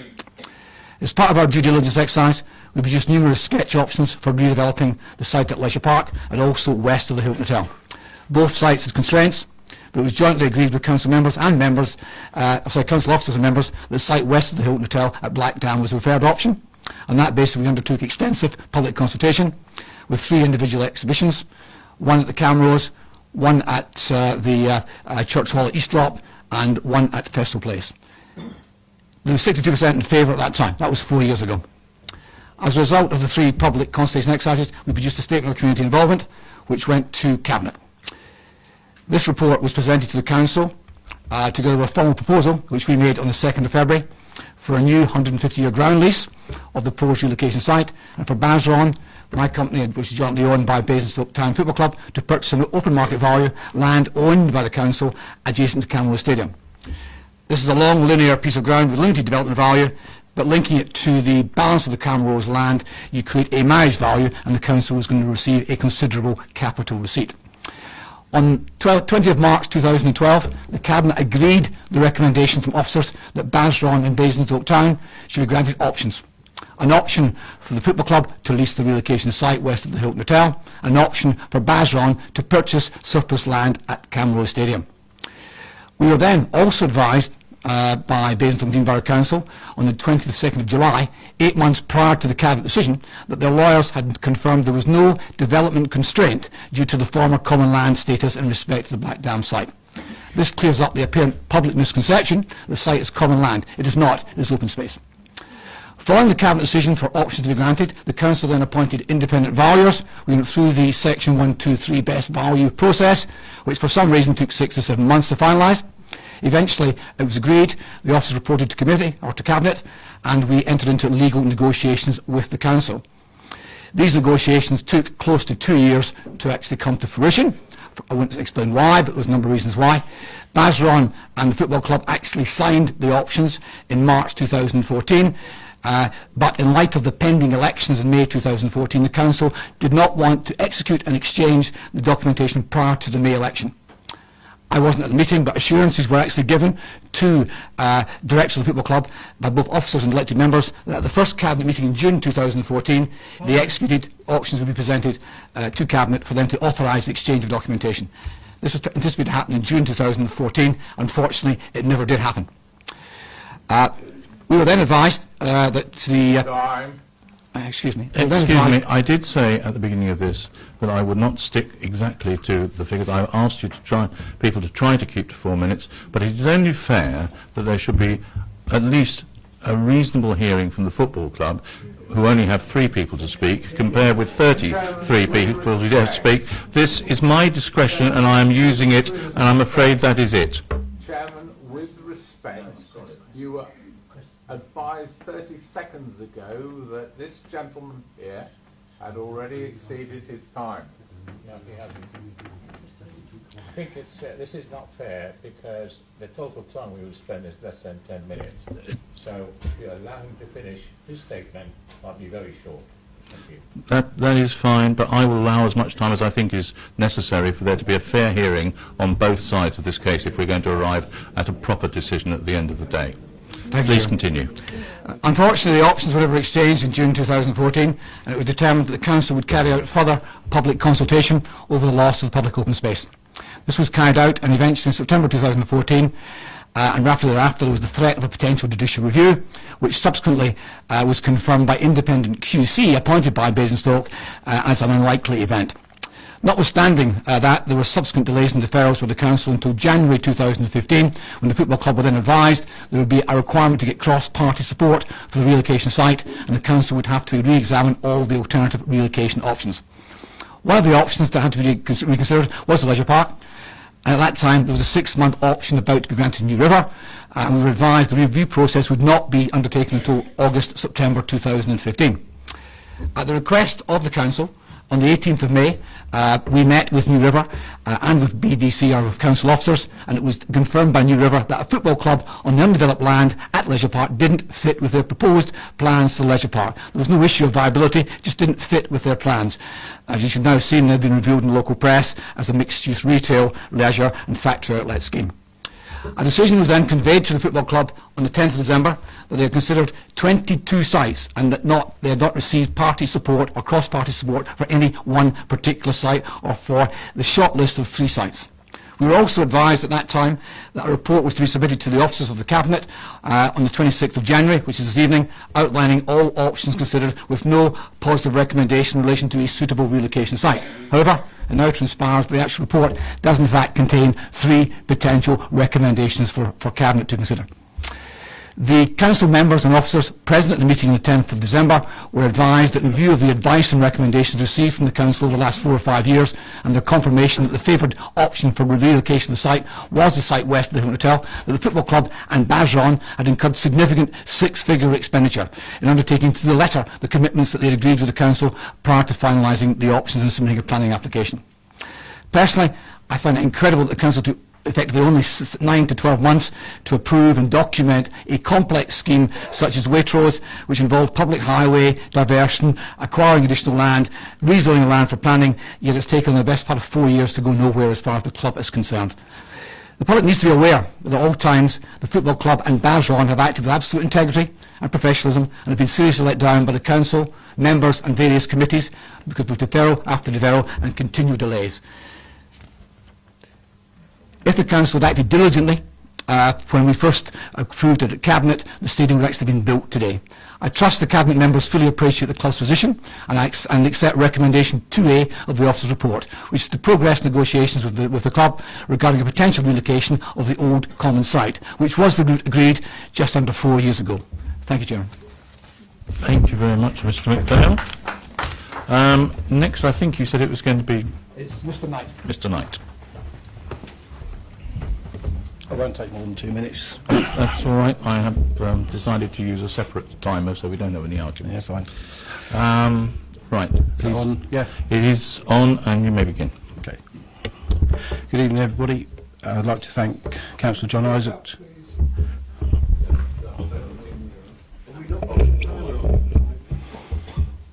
Sorry? You're not putting the time on? No. I won't take more than 2 minutes, I promise you. Good evening, everybody. I'd like to thank Councillor John Isaac and Laura Taylor for the report produced this evening. It covers the process of the club having approached the council some 10 years ago, wanting to provide a new stadium for the borough fit for purpose, at no cost to the public purse, by working together. And the report that you see tonight brings us back to the position that we were in a few years ago, the open space west of the Hilton, which the council said at the time was their preferred option. The process of examining all other sites, those from the original list and some that were added, have been discussed by the cross-party meetings of councillors as they requested. And it states in the report that there is no agreement on any other site. And it appears to conclude the club should be encouraged to stay at the Camrose, although there is no further explanation of how... Your feet are bashing your chair. Apologies.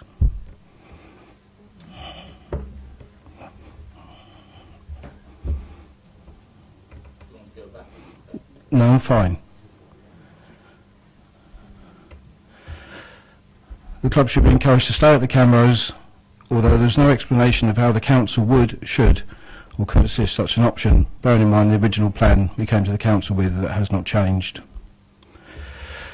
All through this process we have done everything we've been asked by the council, officers and councillors without exception. We have been consistent with our message from day one. We have always made ourselves available for any meetings with officers and councillors and would have welcomed the opportunity to sit in on cross-party meetings, but that was declined. We've listened to what councillors have had to say at various meetings over the years, that other options must be available in the town. That now does not appear to be the case. That is disappointing, bearing in mind some of the comments that have been made in the past. As I said, our view has never changed. I'm not going to go through the options that you've got on the decision notice. I think the feeling is there.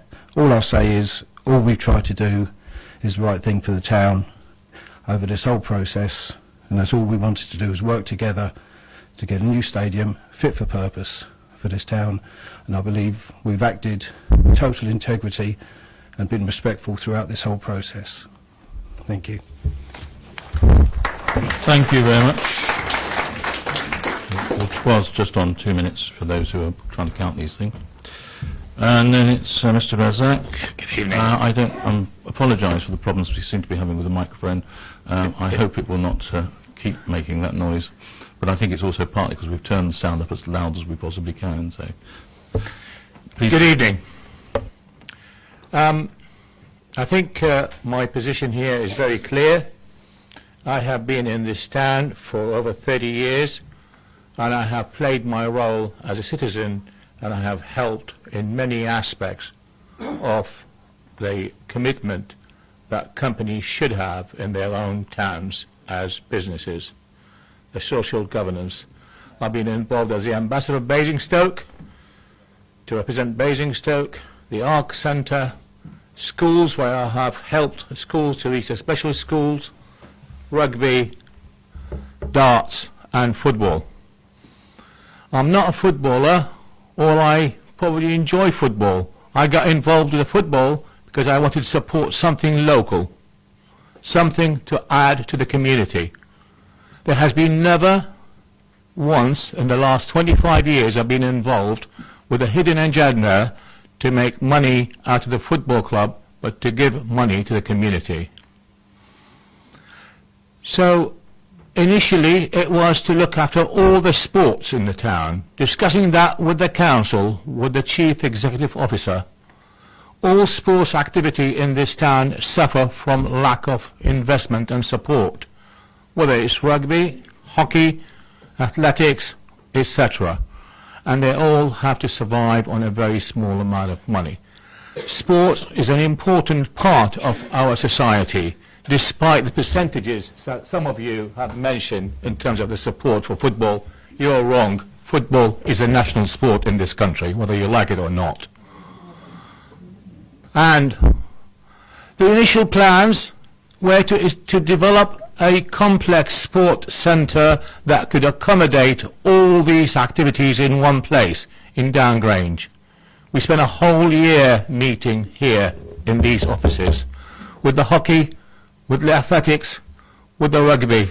And the aspiration was to create a new athletics, more for the hockey, and to home and to house one of the nations here in Basingstoke for the Olympic. And unfortunately, politics have come into it, and the plans were folded. So we decided to go on our own. But we decided not to do it on our own. We decided to have the council to come and help us, to guide us, to tell us what to do. And the council is the one who gave us the options on the land, and the one that we are talking about has been recommended by the council. So it's not our choice. We can hear today the opposition to the land that we have been given, but we are the innocent party in this. We have been given this direction by the council. So what we are here today, I have been supporting the football club for 22 years. Football, at grassroots football, where we are, around the country, suffers from lack of investment. The investment only focuses on the top teams where we bring foreign players. It doesn't stretch to the grass football. And it's only volunteers that work in the various towns, such as here in Basingstoke, that commit to football as a sport, which helps the schools, academy, which we have over 60 people in the academy, and also to help in the community in providing coaching to the schools. Whether the attendance is 300 or 400 or 4,000, we have seen a number up to 3,500 when we have reached FA Cup. That's not the issue. The issue is sustainability.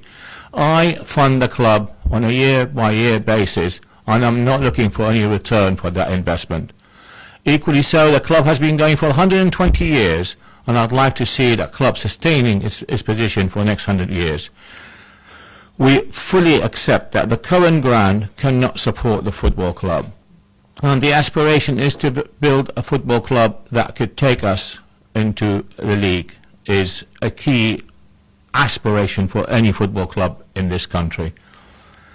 If we decided, which I understand today, that we are here at a decision that Basingstoke and Deane County Council have reviewed all the land options in the whole of the borough, and the conclusion that there is no place for the football club to exist, I really feel disappointed by that decision or that verdict that has been reached. However that verdict has been reached, whether it is political or not, I'm not here to argue about that option. But what you're doing, if we are having no place to go, you are actually condemning the football club from its existence. And I'd like to remind you that we need to be playing part in helping the sports in any community. Thank you very much for that. Thank you very much. Right, that concludes the speakers from the floor. What is going to happen now is that I'm going to ask Councillor Isaac to attempt to respond to as many of the points as possible that have been made during the evening, if they need a response to them. And then once we have done that, I shall throw the debate open to other members of the Cabinet before we go back to Councillor Isaac, once he's heard the views of the other Cabinet members, to put forward what recommendation he wishes to put forward. And then at that stage we shall vote on the proposal, and if that proposal is not agreed, then we'll find another proposal until we have one, because we want to make a decision on something by the end of the evening. So, Councillor Isaac, are you ready with your list of points? Yes, Leader, I am. And I'd first like to thank everyone for coming on this evening and expressing their views so clearly. What I've decided to do is to identify the themes that I thought emerged from the various speakers, so in no particular order. I think that what I heard was that there were many in favour of protecting Old Common. They feel that the land is well used and valued by residents, and provides an important urban green open space for residents. A number of you questioned whether a new football stadium was required, particularly based upon the attendances, and also questioned whether there should be another retail park at Camrose. A number of speakers raised questions which I think one can interpret as planning issues, such as noise, car parking, light pollution, late night events. Others referred to the personal, the various benefits that they gain from use of Old Common. Health benefits we heard about. We also heard about the long use of the Common by families over a number of generations. Others expressed concern about the need to protect our habitat, our wildlife, our flora and fauna. Others made points about the use of Old Common for free public events such as the Festival of Transport, and questioned whether there would be sufficient parking if the stadium proposals went ahead. Others talked about the limited access to open space in urban areas, and with a growing population the need for open space is greater than ever. There were points made about should this council be giving public land to a private company. I suppose I would say there that in the negotiations we had with the football club, there was a payment for Old Common, and there were community benefits that were to be provided. Other speakers spoke about the financial risks of entering into a venture with a football club because of the financial stability or otherwise of a football club, particularly based on the attendances, and the potential liability that this would bring to the council in future if the club failed and it found itself in possession of a football club, a football stadium.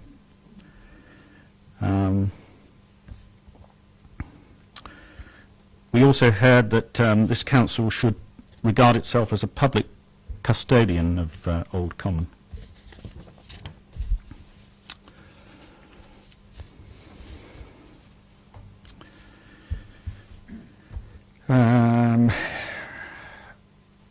A speaker in favour of the football club proposal said that Basingstoke is a growing town and needs a big football club.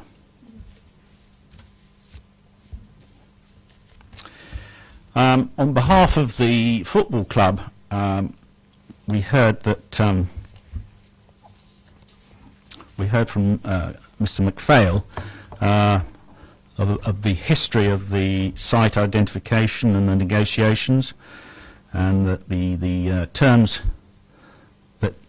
had been agreed in principle, and that the legal advice was that there was no common land barrier to the proposed transaction.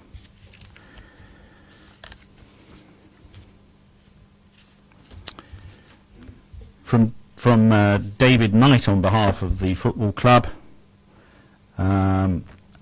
David spoke of working together, the council and the football club, and that the Old Common was the council's preferred option, and that the suggestion now that that there is no cross-party agreement on any alternative sites, and that the club is supported in staying at Camrose, which is not a viable option for the club. Mr. Knight was commented that the club had been consistent in its approach over many years and tried to do the right thing and acted with full integrity. The chairman, Mr. Razak, expressed his commitment to Basingstoke and his desire to help sport generally, not just football, but all sorts of sport, and that he has and the club has no hidden agenda to make money, and that what they've done is over the years is to seek the help of the council. And the current ground can't support the football club and its aspirations, and he's concerned that we may be saying that there are no sites suitable for the football club. Well done to reduce that down to about 5 minutes from an hour and a bit. Right, members, open for debate. Councillor Mrs. Reid. Thank you, Leader. I just wanted to check. Can you hear that at the back? Can you? Good. Okay. Thank you. As I think has been pointed out by many of the speakers, this has been going on a very long time now. It's taken a long time to get to the point where we are now, at the point of decision. And I think we really need to take that decision. I think we have to do that tonight for the benefit of the residents and also the benefit of the football club as well. So in coming to the point where we make a decision, I've been trying to think about whether we have any new information now which we didn't have when this first began. This certainly, it predates my time in Cabinet. It goes back quite some time. Do we have any new information? Has anything changed? And I think, in my personal opinion, I think things have changed. I think there is new information which has come through that we need to think about. And that information has come from the residents, primarily. We've had a number of ways that it's come to us. We've had, of course, the feedback from the statutory open space survey, where we had, I think, I've got it in my notes somewhere, 249 responses against the impact of the loss of open space. And that wasn't just talking about on local residents, but the impact on the whole of the borough. So I think we need to be bearing that in mind. Councillor Parker referred to the usage survey, which was conducted in October, I think, which was again looking at who used it, why they used it, how they used it, and so on, and that came back very clearly with very strong responses. We've had obviously a very sizable public response at this meeting. I've been struck especially by, I think, three speakers in particular, which I think encapsulate really the messages that we've been hearing from residents. Again, looking at my notes, Mrs. Macro, who was talking about walking her dog, I think that was very interesting and quite affecting.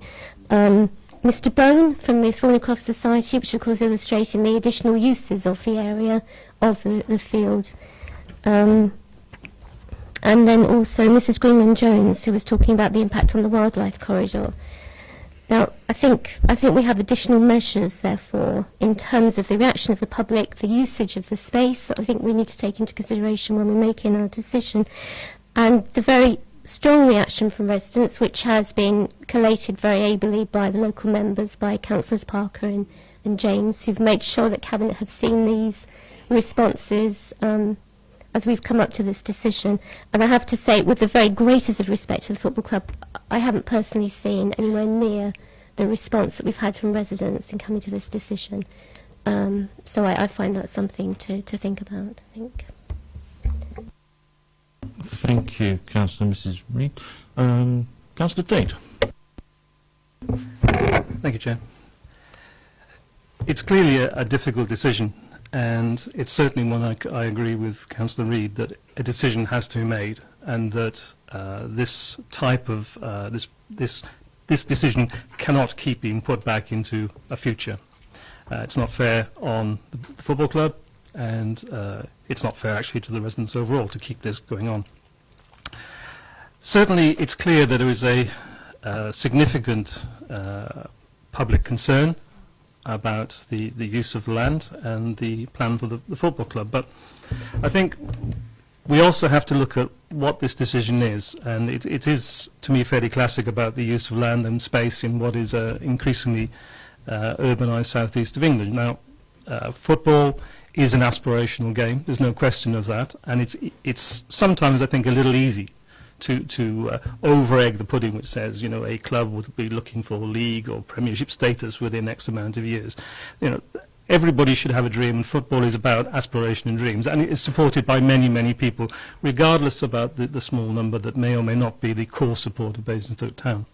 But looking at aspiration, we're also an aspirational town, and that we also have a desire to grow and make this town a more interesting place to people outside. And I think the example that was given was about Eastleigh. Who hears of Eastleigh except when the football team, which is a non-league team, is successful in the FA Cup?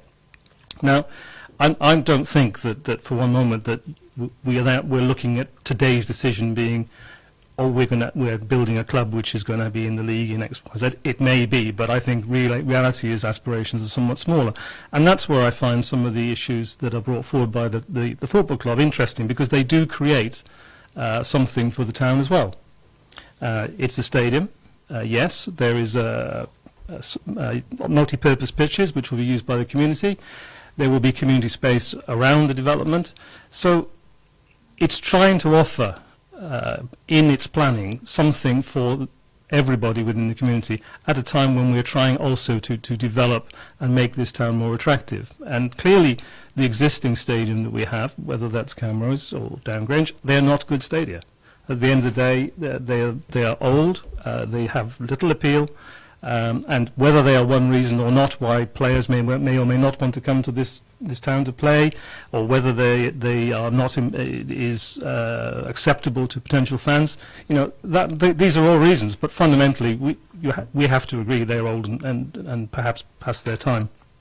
It is a difficult question, and in my own mind, I'm trying to work out what's the best thing to do here, because fundamentally there is an offer which I think has good basis for the community overall. It has difficulties for the community overall. So, you know, it is about weighing up which one of those come out on top. And I think that it is important, the issue of sport within our community, and that the resources that we have can only need to be improved. Is this the right way? That's the question I have to ask myself. So I do accept that there is great public concern about this.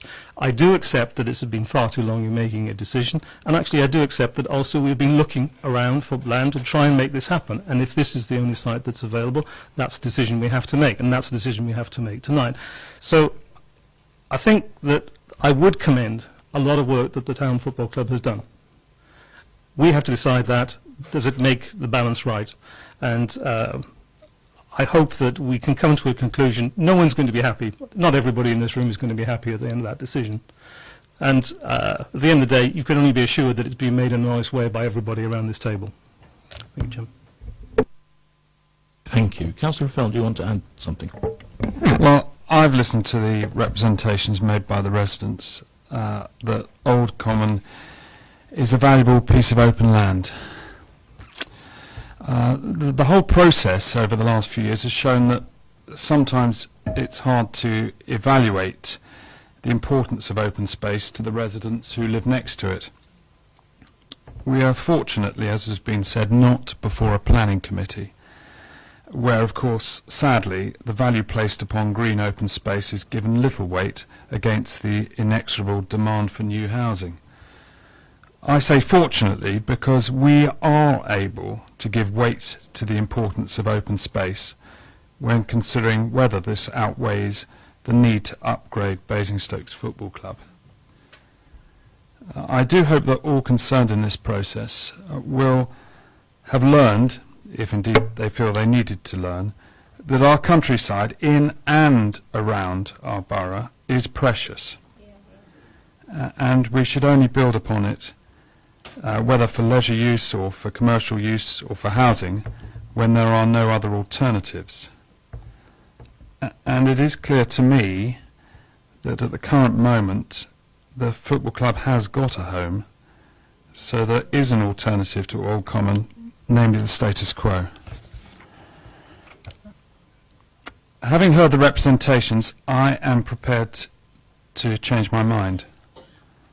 I had thought that a stadium in a prominent position would only serve to enhance the reputation of the football club, and that's Basingstoke's Town Football Club, and it should be remembered that there are other football clubs of a much smaller scale round and about that are within our borough.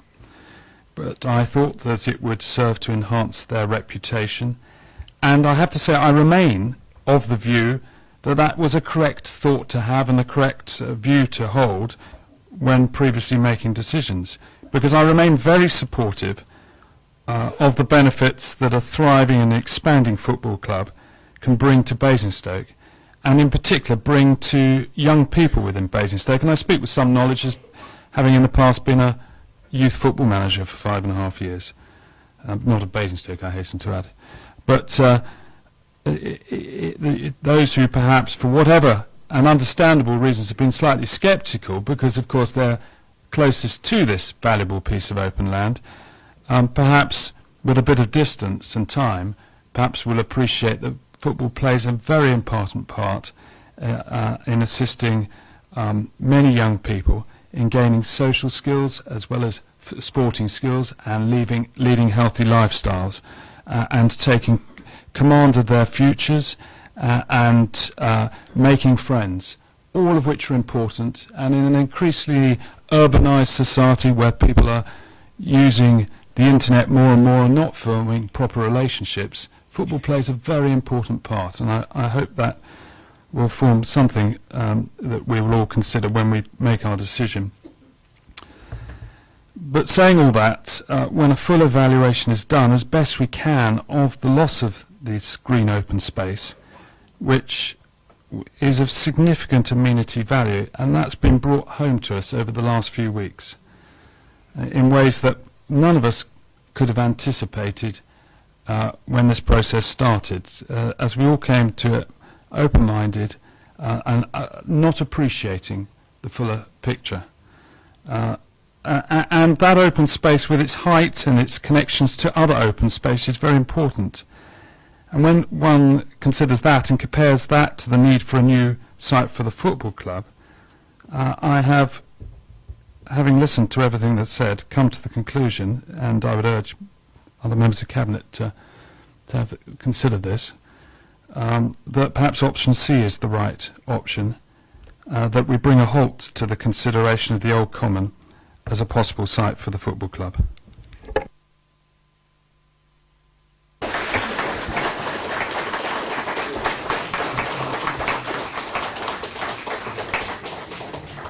Thank you for that. Before I pass back to the portfolio holder to let us know what his recommendation is going to be, I think it's just a couple of points to add. We have always said right from day one that the final decision would be subject to consultation. And in fact, if you actually look at what was legally required of us, it was a very limited amount of consultation. It was just a publication of an advertisement, I think, in the local paper. In actual fact, we set about trying to broaden significantly the amount of consultation that took place, because it was very clear that this could be a controversial issue, and that we wanted to be as well informed as possible on this matter. The problem that you get is whenever you put forward a proposal to build anything anywhere, you always find that local people object to it. And the conundrum that we have is how you separate out NIMBYism from genuine concerns and genuinely well-argued cases. And I think some of the research that we did was inconclusive in that area. We were not getting a clear steer. But gradually through the process, it has become more apparent how much value is put upon the open space, against which we have to balance the benefits for the football club. I think Mr. Razak spoke very clearly. He's not threatening, he's not deliberately setting out to make a case by saying that if this piece of land is not available, they will have genuine problems, and it could actually imperil the long-term future of the football club. But he's absolutely right. In fact, probably without him there wouldn't have been a football club anyway. And that is something which we have to weigh in our minds, as well as the other benefits that might accrue through the other bits of the package, like the training pitch, which would be publicly available, etc. The problem that we and I think it has always been clear, and the one thing, I mean, it's impossible to get councillors to agree about anything normally, and certainly councillors from different parties to agree about anything. But I think the one thing which there has been a uniform agreement over is that if possible we would like to help the football club. There is a genuine wish that we would like to be able to do that if we possibly can. The problem that we are faced with is that, having been through all the pieces of land that we have, that we could use, that would be financially a viable proposition for the club to utilise, or that would not affect other things that we are choosing to do to provide other facilities for other people. We don't have any other piece of land other than this piece of land. We have, I think, exhausted all the possibilities, and so I think I think it's the option B, to go back and start looking again. I just think we have to rule out at this stage that is not a possibility, because how many times do you want us to go and look at the same things before you? I mean, that's the way madness lies, isn't it? When you keep doing the same thing and expect to get a different result. That is what really crystallises the difficulty that we face here at the moment. Balancing the long-term potential future of the football club and the facilities that there would be there. The town does not have a stadium anywhere that it can use. This would be an additional new facility for the stadium to use in this way, other than the Camrose as it exists at the moment. On the other hand, there is the loss of green space, and I think we've heard tonight some very powerful arguments for the value of green space within our community. And I think actually the way that the council has been moving over the last couple of years in terms of the motions which have been passed within council approving green space and approving green space policies, and actually the local plan with its emphasis on green space that has been put in there shows that we are taking we are gaining, if you like, an increasing awareness of the value of green space to all of our lives, and the way that we lead them, and the fact not just for us, but as we've heard tonight, for hedgehogs, but also a whole load of other animals, bees and God knows what else. So it is a very difficult decision. Whichever decision we take is bound to be unpopular. I mean, but you get used to that in this job. I think I know which way I'm going to vote, but I'm going to wait for Councillor Isaac finally to sum up. Thank you, Leader. As the portfolio holder, I've lived with this particular matter for a long time, and it is an important decision. It's one that I've given a lot of thought to. It's a very difficult decision. If one looks back, there's been a long period of examining site options and the processes that have been involved in seeking to make a decision, and it's quite clear that there was council support in principle for assisting the football club to find a new home, subject, as you say, Leader, to consultation. And from the earliest points, there's always been a recognition that there were risks and uncertainties associated with this, and that and certain councillors have long expressed concerns about the potential impacts of a new stadium.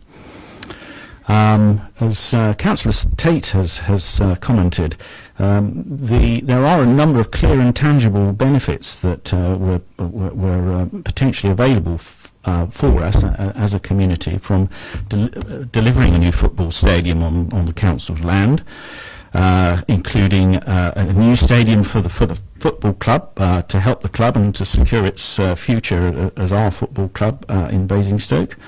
A new stadium available for wider community use, the availability for schools and the public generally of a multi-use games area and an AstroTurf pitch. And there was a significant financial payment that was envisaged of over £900,000 as part of the negotiations, as well as the investment in a new retail park with the associated jobs that would have delivered. And as the football club itself has commented, the scheme would have been funded entirely from private resources and not funded from the public purse. But I think that what I'd like to go on to say is that there have been a number of surveys of local and borough-wide opinion over the time.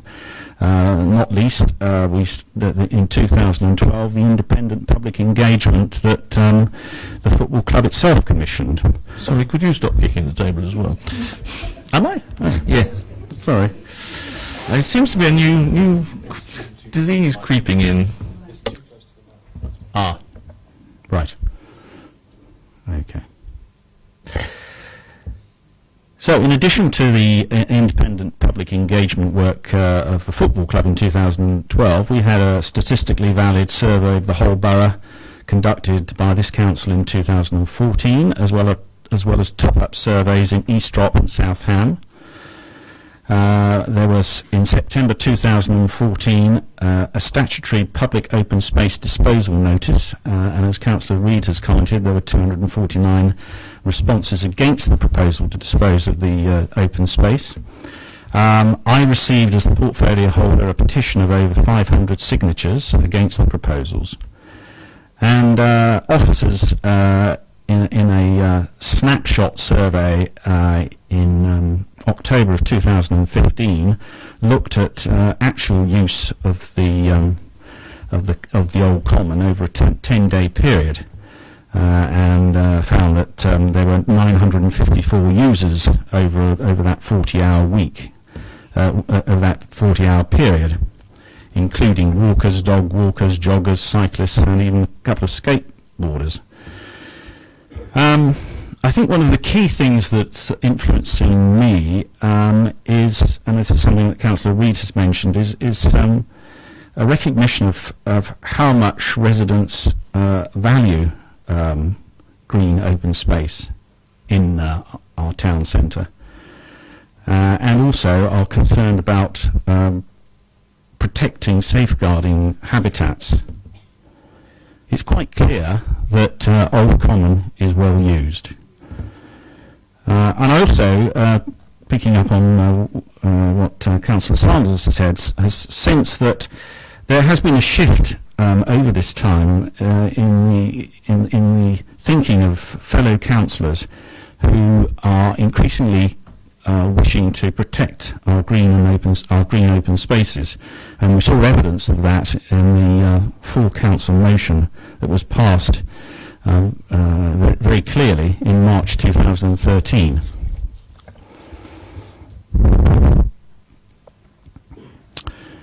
In 2015, we looked again to see if there were any suitable alternative sites that were in council ownership. And I sought as the portfolio holder to see if there was any cross-party consensus that was achievable. And I'd like to thank group leaders for their work with us on that, and officers.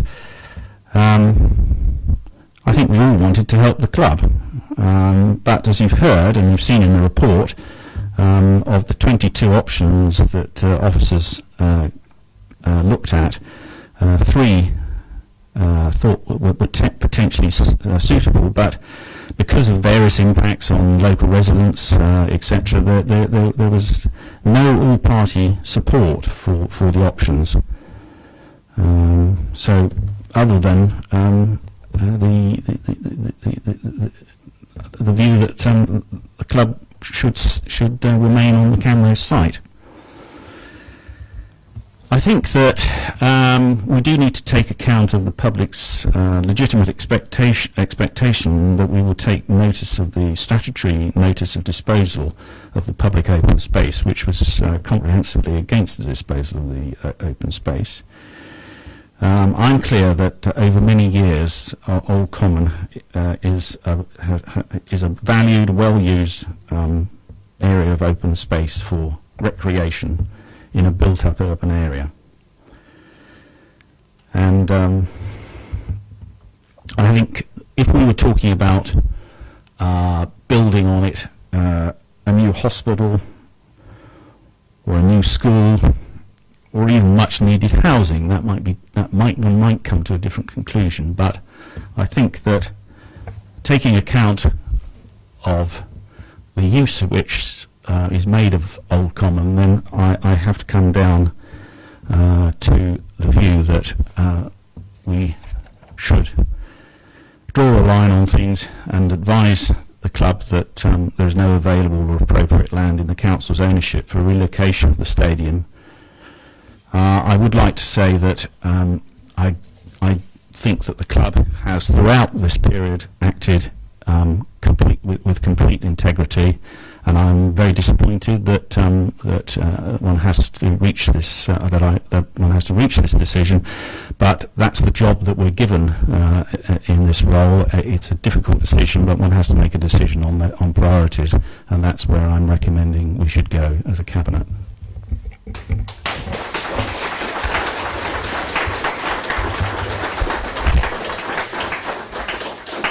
Thank you, Councillor Isaac. Before we move to the vote then, can I just thank everybody for the way that the debate has been conducted this evening, and the contributions that you have made, and for taking the time to come and make those contributions. I think it's been a very good example of the way that democracy should be at work, and a great credit to everybody who's been involved. So, members, we have a proposal from Councillor Isaac, which is basically option 1, whatever it is, A, I think, isn't it?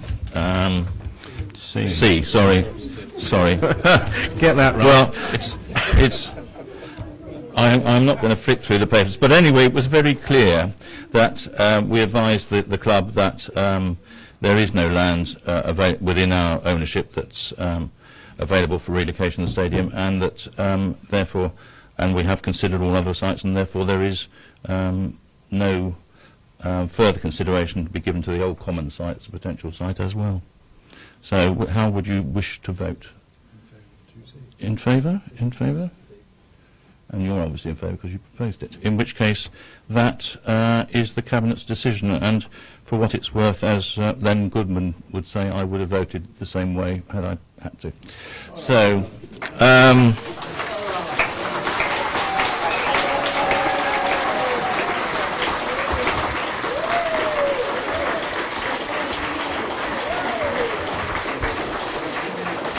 now, I have to say, we have some other items on the agenda, and I know you would all find them fascinating, but on the grounds that you might not wish to stay, we're just going to adjourn this meeting for a couple of minutes to allow you time to leave, if you wish. But please do feel free to stay if you wish, and I know Mr. Williams will definitely be staying because he's going to speak on one of the papers.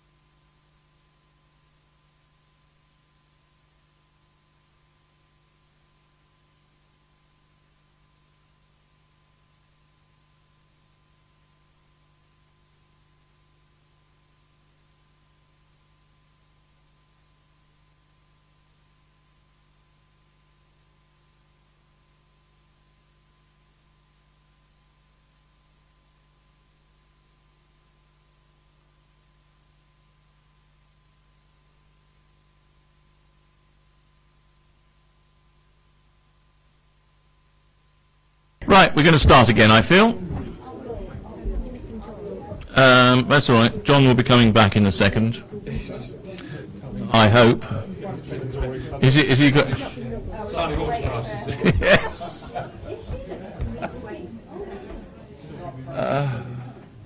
We'll need you there.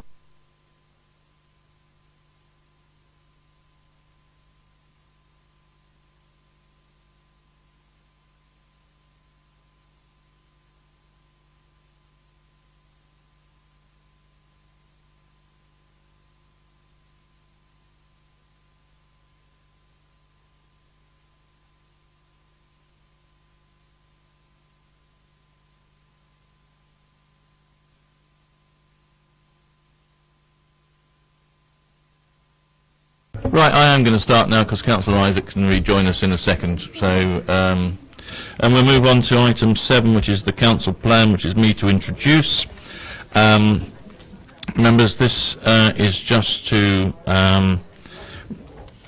bring you up to date on the changes which we made to the draft council plan following the consultation. The main areas on the draft council plan following consultation were in a page that I had marked with a piece of paper which has now fallen out in the excitement of the last item, but they were included in the report and they were fairly minor in their impact, but they were some that we found it appropriate to take into the plan. You all had the chance to read the plan anyway. Are you happy that we recommend the revised plan now to Good, thank you very much.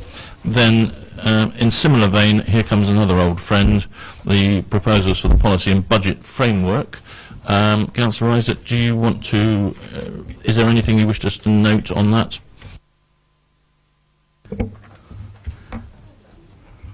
Yes, Leader, this is obviously a very important report, our budget. So we're proposing a balanced budget for 2016-17.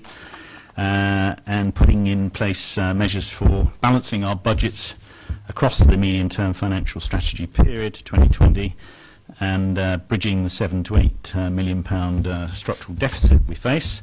This is partly a result of continuing government reduction in grant funding to councils across the country. The government's is set on a policy course of removing grant funding by 2020, or that's what they say. And in December we heard that there were higher than expected reductions in our rate support grant to the tune of £800,000. However, we have, as I say, managing to propose a balanced budget. We're protecting frontline services and indeed investing an extra £1.6 million into our priorities, including prevention of homelessness and the Basingstoke Festival. It is necessary to continue to press down on our costs, and we're looking to reduce our costs by £734,000. And regrettably, for the first time in 6 years, we're recommending that the council tax is increased modestly to the tune of £2 per annum per bandy property. The council will remain a low tax but high quality provider of services, and we will continue to invest in the infrastructure of the borough. In this budget year we're proposing a capital programme of just under £12 million. I need to make reference to the observations of the scrutiny committee that was held on the 19th of January, and in particular the concern that they had was that there was a high measure of uncertainty and risk around future funding streams, grants and allocations from central government, and specific reference was made to the new homes bonus and the retention of business rates locally. Further, that any combined authority should not require this council to contribute a disproportionate amount of funds regardless of the council's stable financial position. Thirdly, whilst local government funding is entering a period of uncertainty, the proposed council tax rise is reasonable and still represents value for money for residents. And fourthly, the budget reflects the need for the council to respond to uncertainties. But compared to many other local authorities, the council is in a better financial position. Thank you very much. So your recommendation is that this should go to full council for decision, when no doubt we will hear at great length lots of comments from other people at that moment in time. But other than that, I don't think there's any need for us to make lots of comments at this moment in time. Happy, everybody? Good, thank you. Paper E, item 9, the review of the private sector housing renewal policy. Councillor Reid. Thank you, Leader. There's two parts really to this paper. One is the reference to disabled facility grants. Colleagues in Cabinet will recall that we are running at a very high spend on this. The vast majority of this is mandatory. We can do absolutely nothing about it. We have our obligation to meet this spend, and there's a table on page 3 of 10 of the report which illustrates that. But we were obligated to have a look at ways in which we could at least attempt to save some of the spending on it. The only wriggle room we really have is in terms of discretionary element of the disabled facilities grants. So we've been through a members' workshop and also members' committee to discuss what the options are. We had very good cross-party support for the outcome, which was to offer loans on the just purely on the discretionary element of the disabled facility grant. So this is the element above 30,000 to those who can afford it. That's the important thing. But those who can afford it, they will be offered the option of a loan, which might help to bring our costs down a little. And then the other part of this paper is to build those loans into an overarching policy to include the carbon loans as well. So it's one policy to fit both options of loans that we're offering to residents. I think that's probably all that I needed to say on that.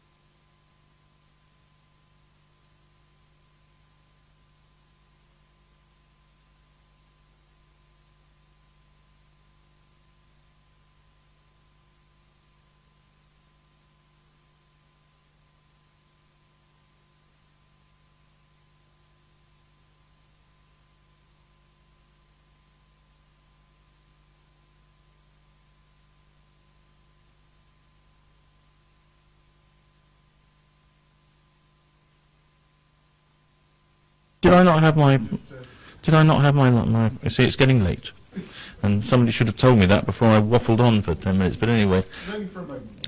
Okay. Then let's move on to the final paper, paper F, the Basingstoke Town Conservation Area. Now I have two speakers on this. I've got Dr. Williams, and then a late entrant, who I hope, given the hour, is not going to be a long entrant into this debate, Councillor Harvey. Yes, I'm afraid you probably will. Right, so let me ask Councillor Raffel to introduce the paper, and then Dr. Williams, if you want to come forward and sit up here, ready to speak. He's not Dr. Williams. Where is marvellous. Right, Leader, bear in mind the hour, I'll crack on. It's deja vu. We are trying to review the conservation area in Basingstoke Town, and it resulted in the one property was included within the Article 4 area that shouldn't be, and one was left out that should have been, and the easiest solution is to start all over again, which is what the proposal suggests. Councillor Harvey, in the absence of Dr. Williams. Thank you, Chair. Just very quickly, and thanking the Cabinet Member for the decision notice as read in front of us. I'm referring to Little 6. Obviously working with colleagues in terms of Brookvale and South View, when you get to reviewing the conservation areas, we've noted the success, the importance really of Article 4s to a number of the issues we face in the wards, and I would look forward to the conversation with the Cabinet Member to hopefully address in whatever Article 4 we would draft up, and hopefully the Cabinet Member would then seek to take through those conversations to continue to address those issues, to give residents confidence that, one, they're being listened to, and second, the actions being put in place through the Article 4 to continue to address the issue when the new one is proposed. That's all I wanted to say, to put that on the record, and welcome working with the Cabinet Member on it. Cabinet Member? Thank you. Right. we have pressed the button this time. We have the proposal there. I'm not going to read out all 7 recommendations and things to note. They are as per the decision notice previously published in the paper. Agreed? Agreed. Then at just coming up to 9 o'clock this Tuesday evening, I declare the meeting closed. Well done, everybody.